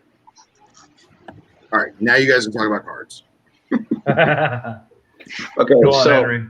so here's what happened. This was during Ice Age, I think, was the last thing that was out. Okay, so that was probably Henry's 3 or 4 years before I started. Yeah. Way back. Nah, man. And they had this was one of the first Wizards of the Coast sponsored tournaments that they had, and they had it down here in South Florida. There was like hundreds of people. And I had this deck that was really, really like horrible. I mean, it was really, if you played against it, it was really bad. I would lock you out in 3 turns. Literally 3 turns. It's fucking rad. Yeah, and then started destroying your land. Bam, bam. So you could never catch up. And I was, to make a long story short, because it was a whole vile series of events that led to this. But you had the guy, the representative from, or the rules guy, or the representative from Magic the Gathering, and he's looking at my semifinal match because these actual cards were at an actual table. There's no esports, and he's looking at the match, right? And obviously everything I did was perfectly legal, but I was playing a white weenie deck. You remember those white weenies? Savannah Lions. Yeah, they overrun you. Yeah. So what happened was, you have your sidebar. So I had glooms in my sidebar. Yeah. So I had the lotuses and all that stuff. So by the first match, by the first turn, I had gloom out. So everything's costing him more. He's done. Yeah. Second match, the same thing happens, or it doesn't happen because I go demonic tutor, search for it, got it, and the second turn. And you're running necropotents, sinkholes. Yeah. You're running everything to dig through your deck to be able to everything. I was running 4 mines. Everything was either mill through the deck, search through the deck, or destroy your lands. Or put them back a turn, sinkhole, wasteland. Right. Well, I guess wasteland wasn't out at that time. Yeah. And in case nothing worked, mind twist, I'll get rid of your hand. Yeah. So it was so bad, and it was bad against everything. So the guy's just sitting there, and he's you can tell he's disturbed by the whole thing, right? Yeah. And then he, that was a semifinal, and then the final match, kind of the same thing happened, and he just looks down and he's taking notes, and he goes, "This has got to stop." And then they restricted practically everything I had. I got so pissed I couldn't play. Dude, you're talking about old school. You go perfect hand, dark ritual, follow it by a dark ritual or something like that. Yep, that pretty much. Sinkhole, mind twist, delete your hand, and you're literally the old reach over and shake hands. Yeah, yes, my man. I had some kid that I took 3 turns on him before he had 1 turn, and that was it. It was over.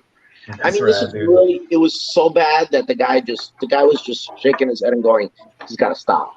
I mean, and I'm like, the thing that still, I don't play Magic anymore, but the thing that still blows my mind is the level of contemplation, the level of mentality it takes to put into a deck be able to. You have to design that thing. You have to calculate that thing. You have to calibrate it. The practice, the endless games you have to play, and then if you find something broken, I grew up back in the Tolarian Academy. You slap a Tolarian Academy down, you play a multi-morph, you got something crazy happen, and then all that stuff got banned. Yeah, it was awful. But dude, what a fun game though. What a great game. And then I tried to pick up Hearthstone because I figured, hey, maybe Nick. Oh yeah. No, that was disappointing.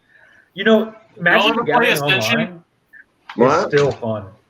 Yeah, I've been thinking about picking it up again. We'll see. Yeah, if you look at streamers, I'm gonna shout out some boys now that we're on Twitch with 1 follower. If you watch Luis Scott Vargas play or Caleb Dourd play, I haven't played Magic in probably 10 years, man. I still watch these guys play. The level of cognitivity they have to put into these games is still mind blowing. Send me a link. Send me a link to it. I want to see it. Shoot me a friend request on Facebook. Okay. Yeah, dude. One thing I think you would like, if you like the mentality of Magic, or at least the deck building and the contemplativeness that goes in deck building, you'd love Warhammer. You got to build and paint little models. I don't know if you're into that. But I never played Warhammer. I had friends that played Warhammer a lot, and everybody loved it. It's so fun, man. I honestly, all these boxes that you'll see over here in this area, other than the aquariums, lots of boxes. All of those are Warhammer terrain, dude. Me and my buddies. I run in my local city. I run all the escalation leagues. I run all the like tutor leagues. I run all the learn it stuff. Dude, it's such a good, well-composed game. If you're in a local area that has a store that people play it, go just watch. Dude, I've ran tournaments. It's such a cognitive exercise that even if you're not building the most competitive army, you'll enjoy the still army building exercise of it. And then you get to sit and build and paint models. I love painting. That'd be cool. Painting. I think I dig it. I think I would. I mean, cool, like man. I said, I know people that have played it forever, and I just got to check it out. Listen, you pussies, you want me to bring out a snake? Get it, Henry, my man. Pull a snake out. Will I get it out? Good night, Henry. Be a grown up. He's sleeping.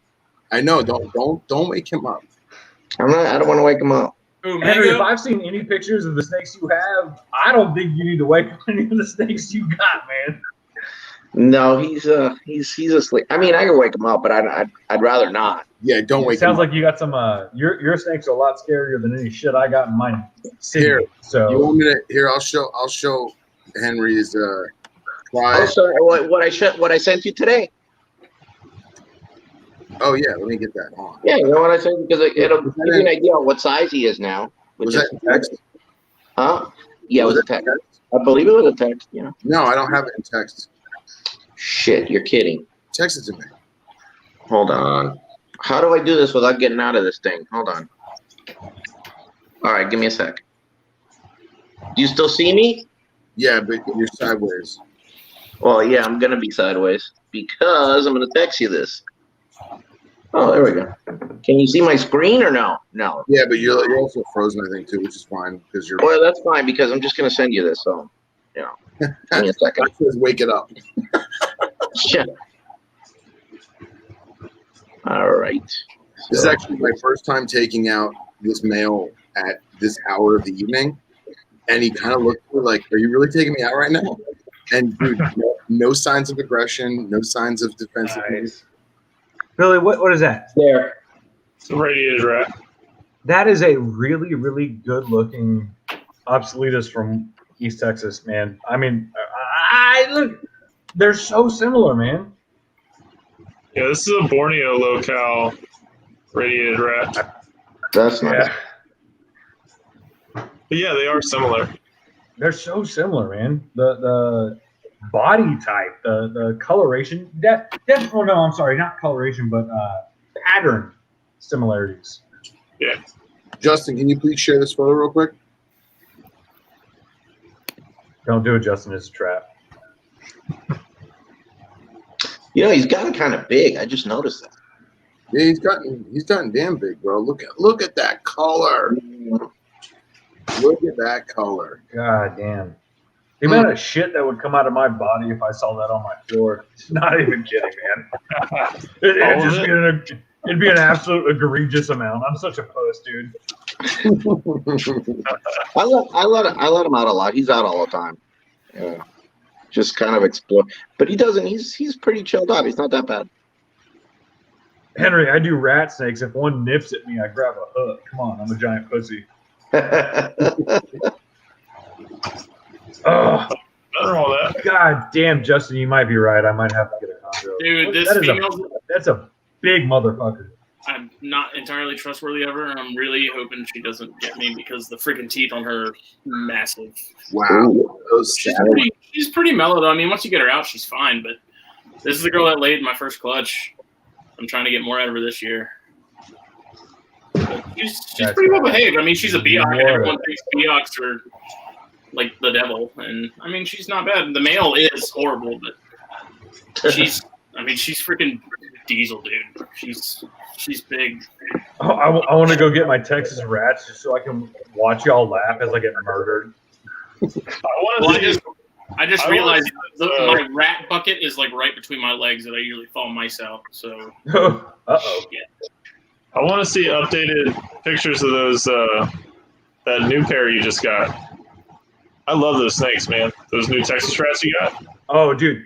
So yeah, those Texas rats came from Scumbag Steve, the literal scummiest of all gentlemen in the world. And so they were wild caught on FM 666. Dude, you know what? Let's take a little adventure. Let's go get them. Let's do it, man. Hell yeah. Y'all gotta come. I think I have to have my phone with me. So my internet. Oh, I'm gonna get shit on so hard. These fucking things are the devil. So real quick, can we talk about how chill that water python's being for Phil? Yeah, your Liasis is doing great. Dude, I was literally just about to say how chill that radiator is. Like, Yeah, this guy's cool. The female I just got makes up for him. So Phil, is he in your room or in the snake room? what's that? Is he in your room or in the snake room? He's in my room. He's with you? Yeah, and honestly, the only reason why I didn't take the girl out is because I don't trust the girl yet. But like, dude, me and the snake, like, no shit. I know it sounds really like YouTuber-y, but like, we just sit and watch TV, bro. Like, look how chill he is. Like, He's your ball python? he's just chilling. And like, it gets to the point where I wonder if he's even awake because he just stops tongue clicking for like 10 minutes. I get it, man, because this radiated should be destroying me, and he's always been like this from a baby. That's awesome. So it's cool when you get a chill one of a species that's supposed to be more high strung. Right. Part of me wants to take the female out just to see how she does, but I'm honest, I'm just having fun with him. And it's probably like, Henry, what do you think the humidity is out right now? God, it's a lot. It's probably like at least in the 80s or 90s. Oh, fuck. You don't think? Why did I do this? Yeah, he's just loving life. It's harsh out there. Look how he's conjured up on my hand. Can we just have Chris's thing for a second? Yeah, make Chris full screen. Oh, boy. Oh! He's Stop. going for the face. He's going for the face for sure. Wait, is that from Coletta?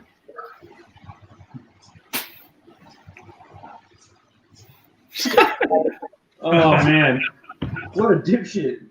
Here. Look at Look at that. That's awesome. That made the show.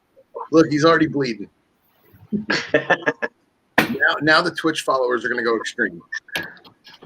Oh, yeah. Now you just picked up like 2,000 Twitch followers. Ow! Oh, he got a finger. Oh, Alright, hold on. another 1,000. Put this little shit bag up. Stop! Little known fact, they listen when you tell them not to bite. Yeah. Evidently, yeah. That's the You trick. just talk to them, yeah. Look, I'm bleeding here. I'm bleeding here. I'm bleeding here. Hey, what we do for showbiz, man? That's right. Hey, Justin, switch to my camera real quick. And now you know this is going to be the most viewed episode ever of Snakes and Stogies. That's it. We just I'm We'll not have to make bleeding. we'll have to make a clickbaity. I'm not bleeding at all. And the animal has perched on my finger because it's convinced it's a chondro. that's so All right, cool. Here you go. I'm so Give me jealous 1 of that. second. You have no idea. All right, I got 1 second of time. This That's guy's so not trustworthy at all.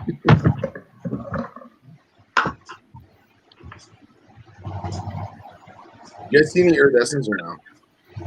Yeah, bit. it's really nice, Phil. A little bit. I'm seeing a lot of that belly, a lot of that yellow belly. Oh, yeah. Let me try and unravel him for a minute.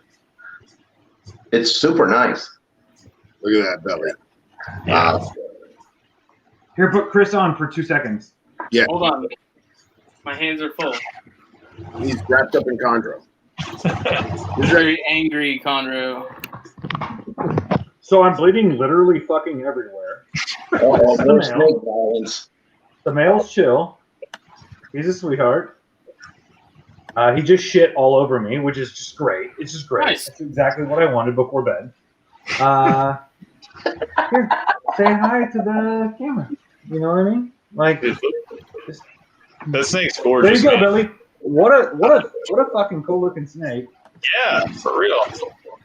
Like just that body shot reminds me of a Thai beauty. Yeah, You know, like, dude, it's they so are great. just like my Chinese. God, dude, that female lit me the fuck up, dude. She's still rattling. She was not having it. Yeah, This she boy, definitely- he doesn't bite, but he has all the color. He has all. for real. I am That's literally bleeding everywhere. This little fucking scumbag snake. I've got a This guy's Conroe cool. that is now roaming. Are you gonna try them this year, or are you wait until next year? Oh yeah. They could have gone last year, but the guy that had him wasn't. He's not into breeding or anything, so these guys will go this year. Okay. South Texas beauties, baby. I mean, look at that. Seriously, yeah. It's very nice. Yeah, that's impressive. You know, the But males are a little bit another one prettier again. than the females. What's that, Henry? Bring out the other one again. No. We need more No views. shot. We need more views. No shot. That's all. Look, I don't know if y'all can see, I got blood all over my hand. It doesn't hurt, but their teeth are so sharp. It's just something else. Oh, I'm bad with webcams. I love that pair of snakes, man. When you sent me the pictures of those, I was like, oh, shit. The male calms down really quick, and he's really handleable. Yeah, see that. Hold on. He's not bad at all. Nah, he's not bad. The female is literally crazy. She got that South Texas flavor. But I'm 6 foot, so he's he's almost. He's got. Gonna tag you in the nuts. Do it. He's just over 5 foot. I bet he's a big guy. He'll eat a rat. They love chips, dude. They love frozen dog chips. All right, I'm gonna put them up. Yes. All right. Good luck. You know, it's funny how Bill said the swears reminds him of a Doom Rolls, because like me, it reminds me of a Thai beauty, and it's just funny how we all have our, like, the way we think of certain species that we like, you know, so that's what we'll see and everything. Let me get one more. I'm gonna get one more. This one's for Justin. All right.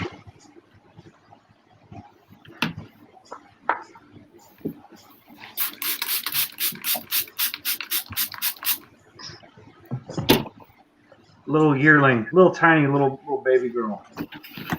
Yeah, it's a northern. There you go. Look how chill that snake is. That's awesome. Look at that color. That's Ooh. the best, man. That's the best. Put me on the That's list very now. Dude, That's a pretty snake. look at the belly too. Show us that belly, Chris. Dude, Solid white. Look at that. it's like an ivory ball. Oh man, they're crazy. They're so pretty, dude. They're so. Look at the tail. It's just black and white. There's like no muddying in that at all. It's so crazy. You know, my male has a little bit of red. He's from a different clutch. I wanted separated clutches from the Jersey Giant line. But dude, they're so calm. They're so calm. Victor says, I got a fever. And I say we need more blood. Yeah, that was fun. All right. So, okay, I got a question for you guys. Yeah? Not you, Phil. You don't know the answer to the question because I've already asked you. Okay. All right, so you guys are into rat snakes. I've heard that somebody in the United States, don't know who, has a pair of Goniophis margaritatus. No way. That's what I heard.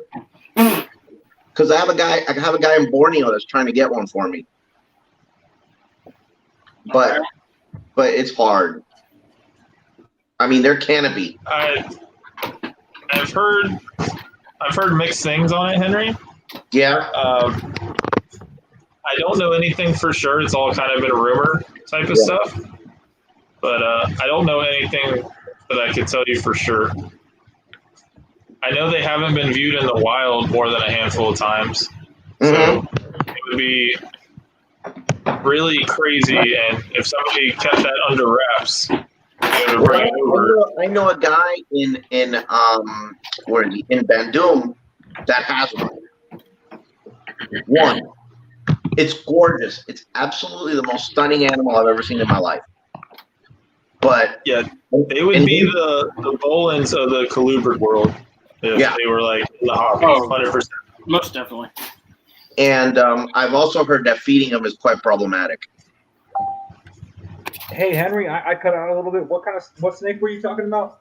The Goniophis margaritatus, the golden tree snake. Oh, From okay. Boyd. Yeah. They're not even golden. They're like a million colors. Yeah, they're gorgeous. That blue and yellow and green. Oh my god. Yeah, their Those colors are amazing. Those and like paradise tree snakes and stuff like that. Man, what amazing animals. God, I have shit and blood just all over my hands, you motherfuckers. Oh, that's a way to spend a Saturday night. Henry. You know, I'm still, Chris, this started because you asked me to take something out. So yeah, but mine are actually motherfuckers. no, I know which ones to take out and which ones not to. Well, you wanted to see the Texas rats. I did. Yeah, you know what? You give me an animal that's that pretty, that eats that consistently, that is it does that well in a captive habitat. Maybe it's an asshole. You deal with it. Yeah. Oh, yeah. I know. I tell you what. I'll tell you one thing about Texas rats. They don't strike at glass. They don't strike at tubs. They do fine. They don't. They know when you're holding them. So I got some photos that Scott sent me that need to be shared because it's never ending with his awesomeness. This is a wild Colettes. This is a Colettes in its natural habitat that he shot. And like at first I was like, man, this photo is fantastic. I mean, like I love how you see like the overcast and the grass and the rich soil with the red. That's nice. It's a great picture. And then he sends me this, and I'm like, you've got to be kidding. So like, Whoa. It makes me laugh my ass off. Oh. All these ball python people and retic people pipping these eggs, and then you have legit red belly blacks in the sack, and he's literally splitting them open. It's just takes Epic. Epic. So, my phone. So are they? Excuse my ignorance. Are they ovoviviparous? I guess. Oh, now don't make me remember which one's which. That means it's like an egg in their stomach, but when it comes out, it has a thin. Okay, yeah. That's the one. So basically, they from what I gather, it's a hatch inside mom kind of thing. But sometimes they expel the sacs, and sometimes they need to be popped open, whatever. But it just gets better because here you go, Billy. Yeah, see. Okay, so Phil. Yeah, what's up, man? Okay, you have to tell him that in order to make my night now, he's got to send you a picture of an Ingrami. He's got to. Yes, he does. He does, like immediately, because I'm getting really sleepy and I need an Ingrami.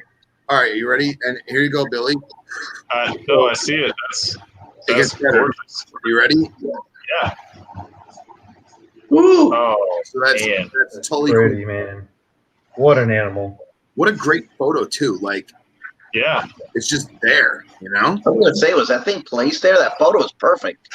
I mean, I have no idea if it was or not. I assume it was probably. That photo is amazing. If it was placed there, it probably was living under that log and just got probably. But it doesn't matter. I mean, the picture's amazing. That makes me so excited to get mine. Now, since Justin's been a little quiet, now we need to wake up Justin with this. There you go, Justin. Go back to the Abernia. Oh! Oh, wow. Wow. God. Damn it. What do you think of them, Justin? I wish I could get some. The night tigers are so sexy. Wow. Actually, that's really pretty. I don't think I have. The Ingrami. Let me see. I believe so. Yeah, Bill, I think so. That's like the Ovophis genus. Yeah. Oh, I do have the Ingrami. Stand by. Oh, Ingrami.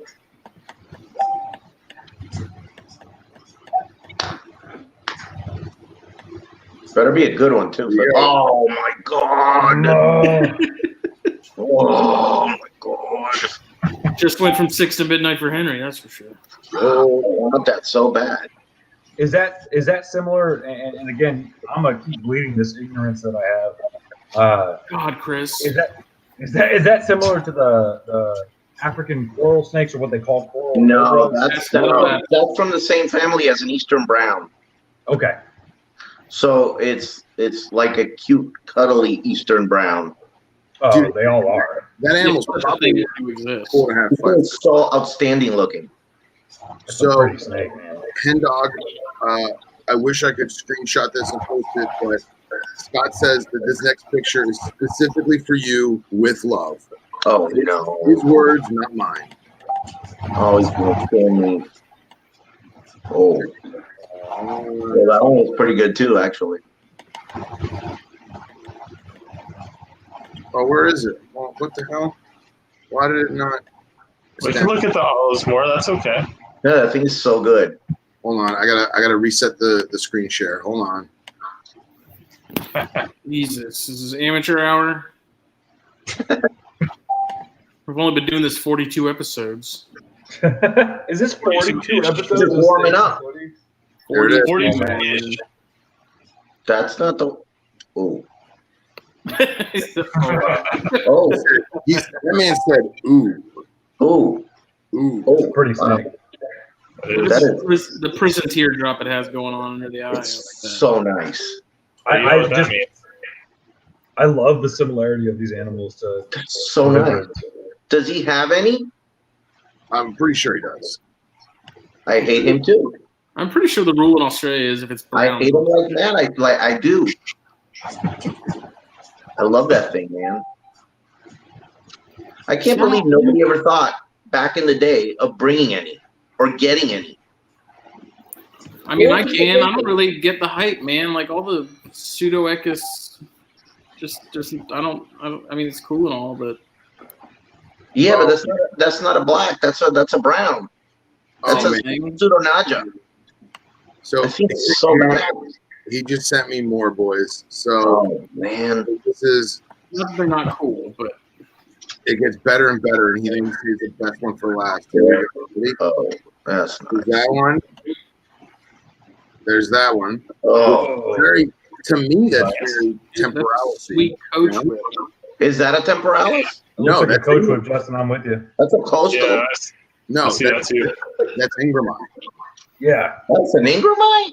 Yes, sir. Oh, it sure as hell is. That must be That's like not a pretty Ingramite. downtown Tampa That's version. a, Whoa. yeah, And that's a nice. that's Ingramite as well. Yes, That's a fucking that's a nice cool one. That's a banana I've cow. seen those. Cow King, yeah. That is a sweet banana cow king. That is nice. With an attitude.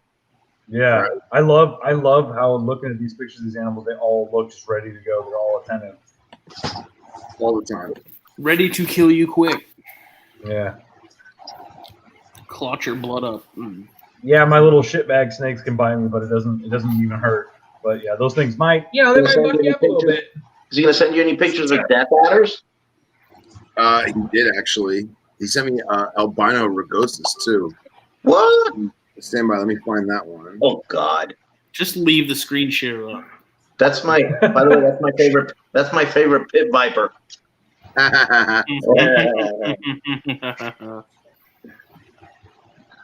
I can't leave the share up because every time he sends me a new picture, it won't refresh. So like I have to close it to see the No. new pictures. Those that makes Dajars, sense. those Dajars that Cody and Pia have, dude. Those are probably my favorite. Now I forgot to ask Cody. Are those hypo or are those just? Well, I think some of them are, Okay. but those things are incredible, dude.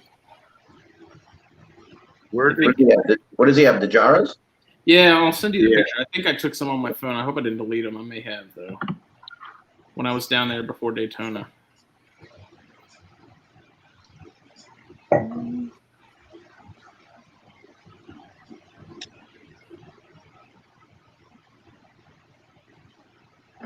Get played like a fucking piano.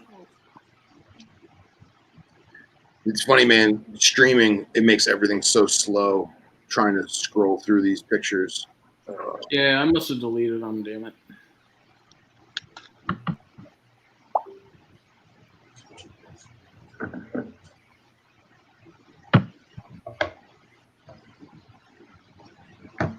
The suspense is killing everybody. I know, right? I know it's here. I just gotta get to it. That's what she Hey said. guys, my Yeah. connection has given up. I think Justin, can you hear me still? Yeah. Yeah. Yeah, I think we it's still just hear me and you. you. No, you're fine. Can they still hear me? I can't see anybody. I got you. Yeah, Yeah. I got you. They're all still there, man. That's weird. I can only see me and you. They can hear you and they can see you. Oh, That's so crazy. I can only hear you and only see you. that's nice. Dude, that is an overfed banded water snake. That's a big old Nerodia. Guys, I'm gonna call it quits. My internet is just shit the bed for the last time. Y'all have an absolutely great night. All right, buddy. Henry, if you can still hear me, shoot me a friend I request will. on I'll send you a Facebook. friend request. I'll send you some links for some Magic the Gathering, baby. That's what we do. Cool. Everybody else, if y'all can still hear me, I love you guys. Be safe, do your thing, and I'll talk to you guys next time. We'll have a little bit less rain and a little bit more connection. Y'all have a good night. Thanks, Later. man. Later. They're all saying still- goodbye. Justin, I only hear you. Yeah, It's so funny. they're all saying goodbye, buddy. I love you guys. Love this. Phil said he wants to marry you.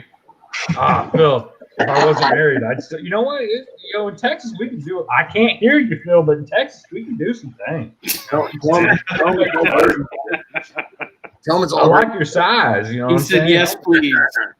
My man. All right. He Love wants you. to get a little spoon. Oh, I'm a big spoon factor. I can't even get into this right now because I'm a Christian, but yes, sir. All right. Night, guys. Y'all have a beautiful one. Just like last week when I made that joke about Phil getting the pregnancy results from his cousin, and then he came back and sat down and said, "Yeah, I'm sorry, I just had an important phone call." That was perfect timing. It was perfect timing, dude. I died. Hey, Phil, Yeah. did you ever see the YouTube video? The link of Scott's place. I don't think so. Wait, yeah, we watched it together. Did, That looks fake. well, we saw part. Man, his things, his enclosures are savage. Well, the place is savage. That's a cool shot. Is that a Death Adder? Yeah. That's a mighty interesting looking Death Adder. It looks like a burnt hot dog. Yeah. Look at that. Oh, I That's want that. cool too. I like that. Where- I like Where's that from? I love the That's, face. that's not a locality. That's just an odd color, right? No, Scott, if you're still listening, is that Hawkeye? Wow. It's a pretty sweet name too. That is nice. Call me. Like, Call me Nighthawk.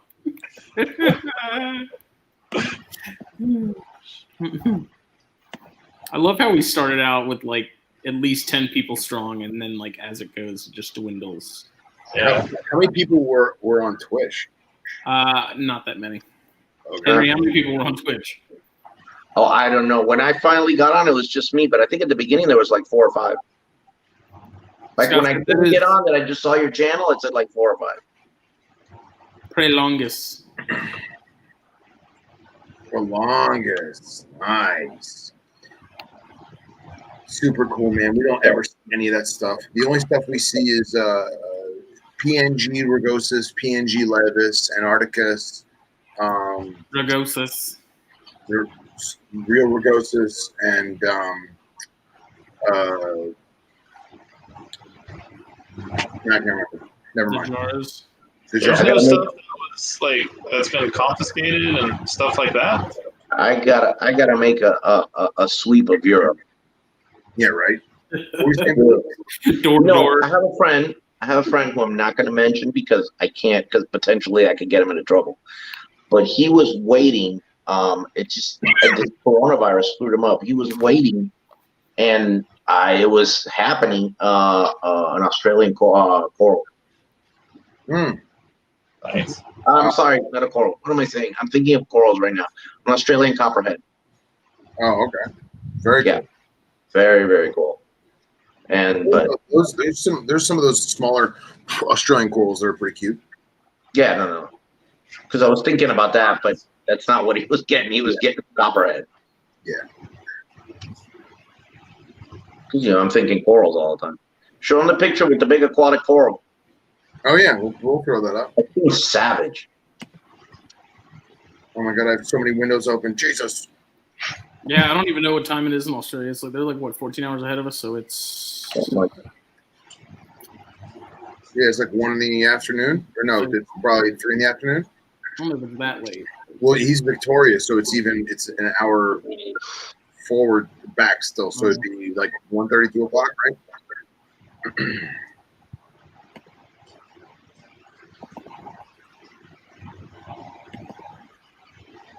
3 p.m. There you go. Thanks, Scott. So it's almost damn dinner time. Yeah. That thing is so diesel. It's hard to appreciate how big and thick that thing is. That's what she said. Yeah, that's what she said. Look at that animal, man. That thing is just so awesome. Scott's in Queensland. Oh, he's in Queensland. Forgive me. That was the aquatic coral. Yeah, that thing's so massively toxic, it's ridiculous. Yeah. But look how, like, it has black bands with the red, but it still has these diesel saddles. Yeah. And that black. No, and the close up on the head, the Darth Maul head. Look at that.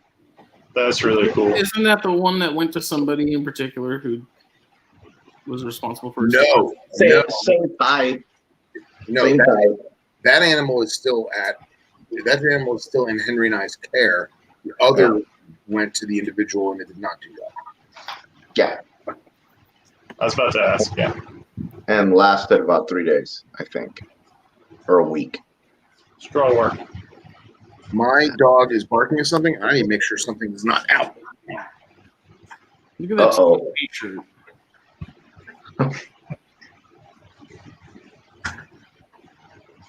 So yeah, that thing is so badass. I tried to buy Peter, his roommate, like 3 times.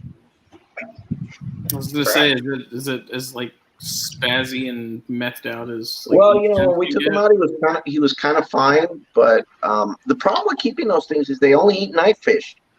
Oh yeah. That's it. And I mean, there's some sort of smaller. It's got a name, but I forget. It's some smaller South American type catfish. But basically knife fish. If you can get knife fish, you're good. But other than that, he's not going to eat snakes. He's not going to eat anything. Basically, what I've been told about it, it's essentially a freshwater sea snake. That makes sense. And that's how toxic it is. And like 100% mortality with envenomation because there's nothing. So they're pretty bad. You eating? Get your son, Philip. Nice. Treat yourself.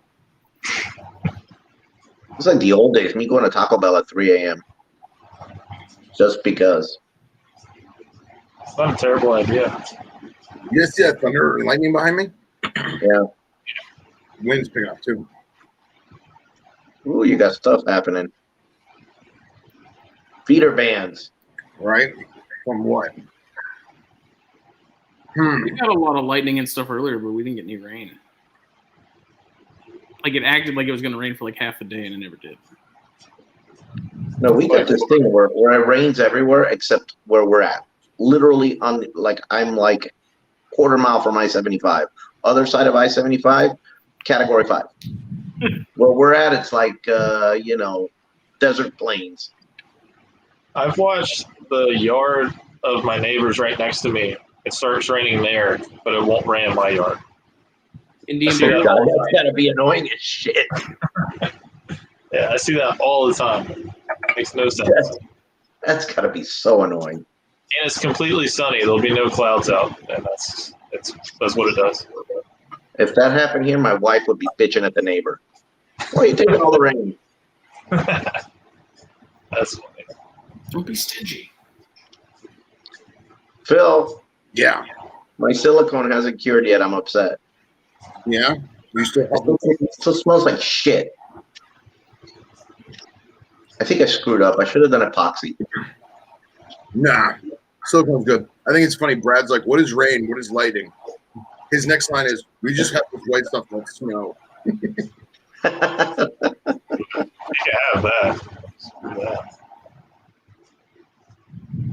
So What else, boys? It's 1 a.m. You want to wrap it up? Huh? Yeah, I gotta go. I gotta go to bed, dude. I'm an old guy. I do too, because I stayed up super late last night and woke up super early, so I'm pretty freaking beat. I think this is the longest one we've done so far, right? No, I think we have one that was 4 hours. Really? Ooh. I think so. How long? Yeah, We but gotta this one get- has blood and shit all over someone, so That's this one's right. gonna get views like crazy. If I make a thumbnail with the clickbait and like Chris screaming and like blood drops all over him. Absolutely, that's what you got to do. I like it. Like everybody that ever wanted to see Al Corrins get bit is gonna come and watch this video now. Of course. Here you go, Brad. That sounds god awful. I'm okay with a little bit of snow. Snow's fun for about a day, and then after that, I'm like, all right. Yeah, after that is like, oof. I made a conscious decision not to talk about fish this time.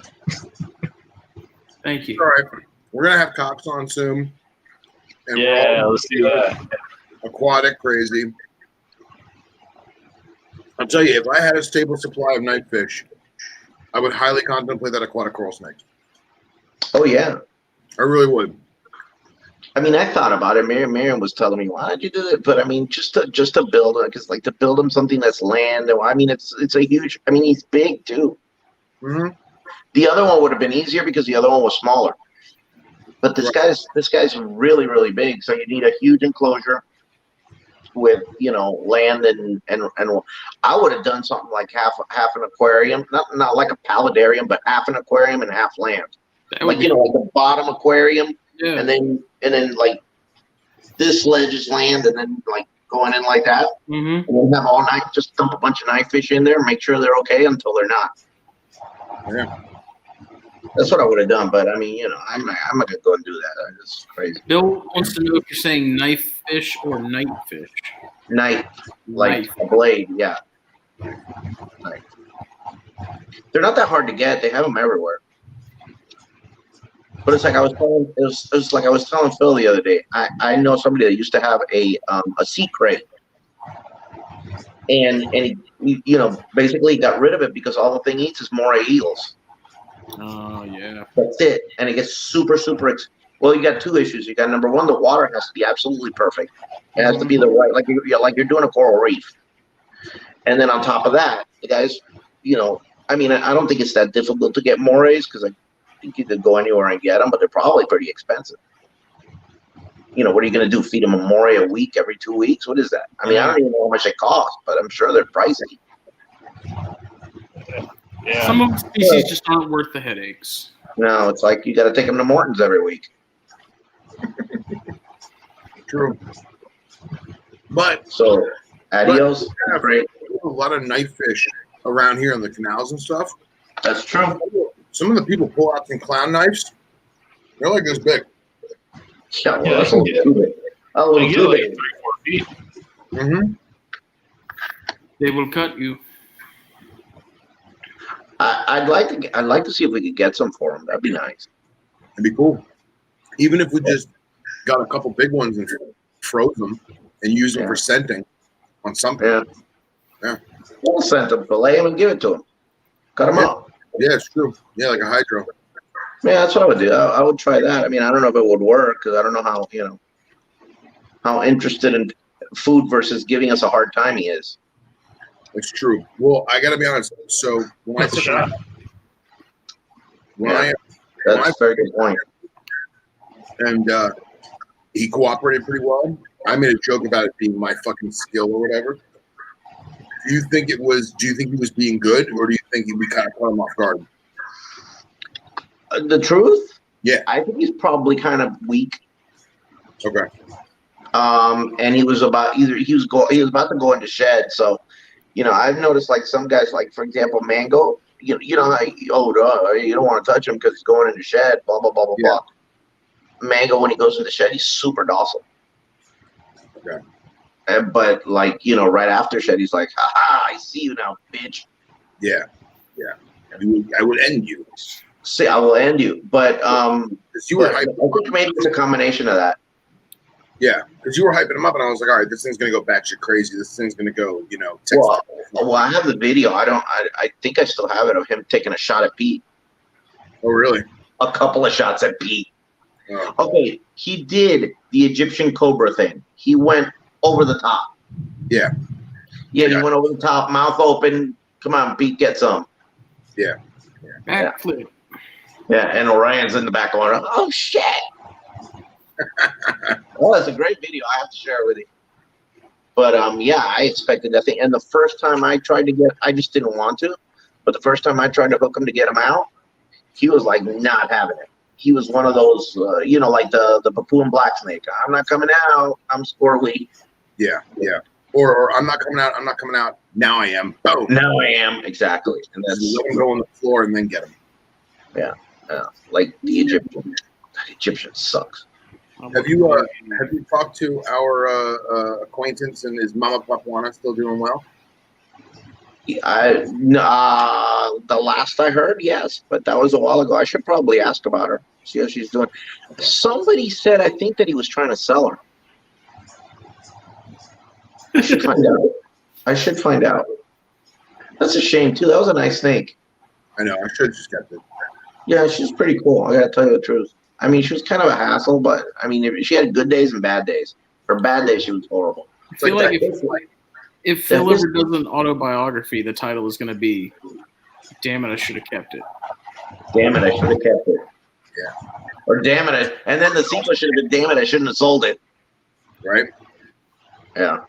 Dude, But I tell Phil all the time. I tell him, you know, and you guys have had episodes on this. I say, you know, if you like it, don't get rid of it, because stuff is not opening back up. Places aren't opening back up. They're going to close more and more and more countries, and less stuff is going to become available.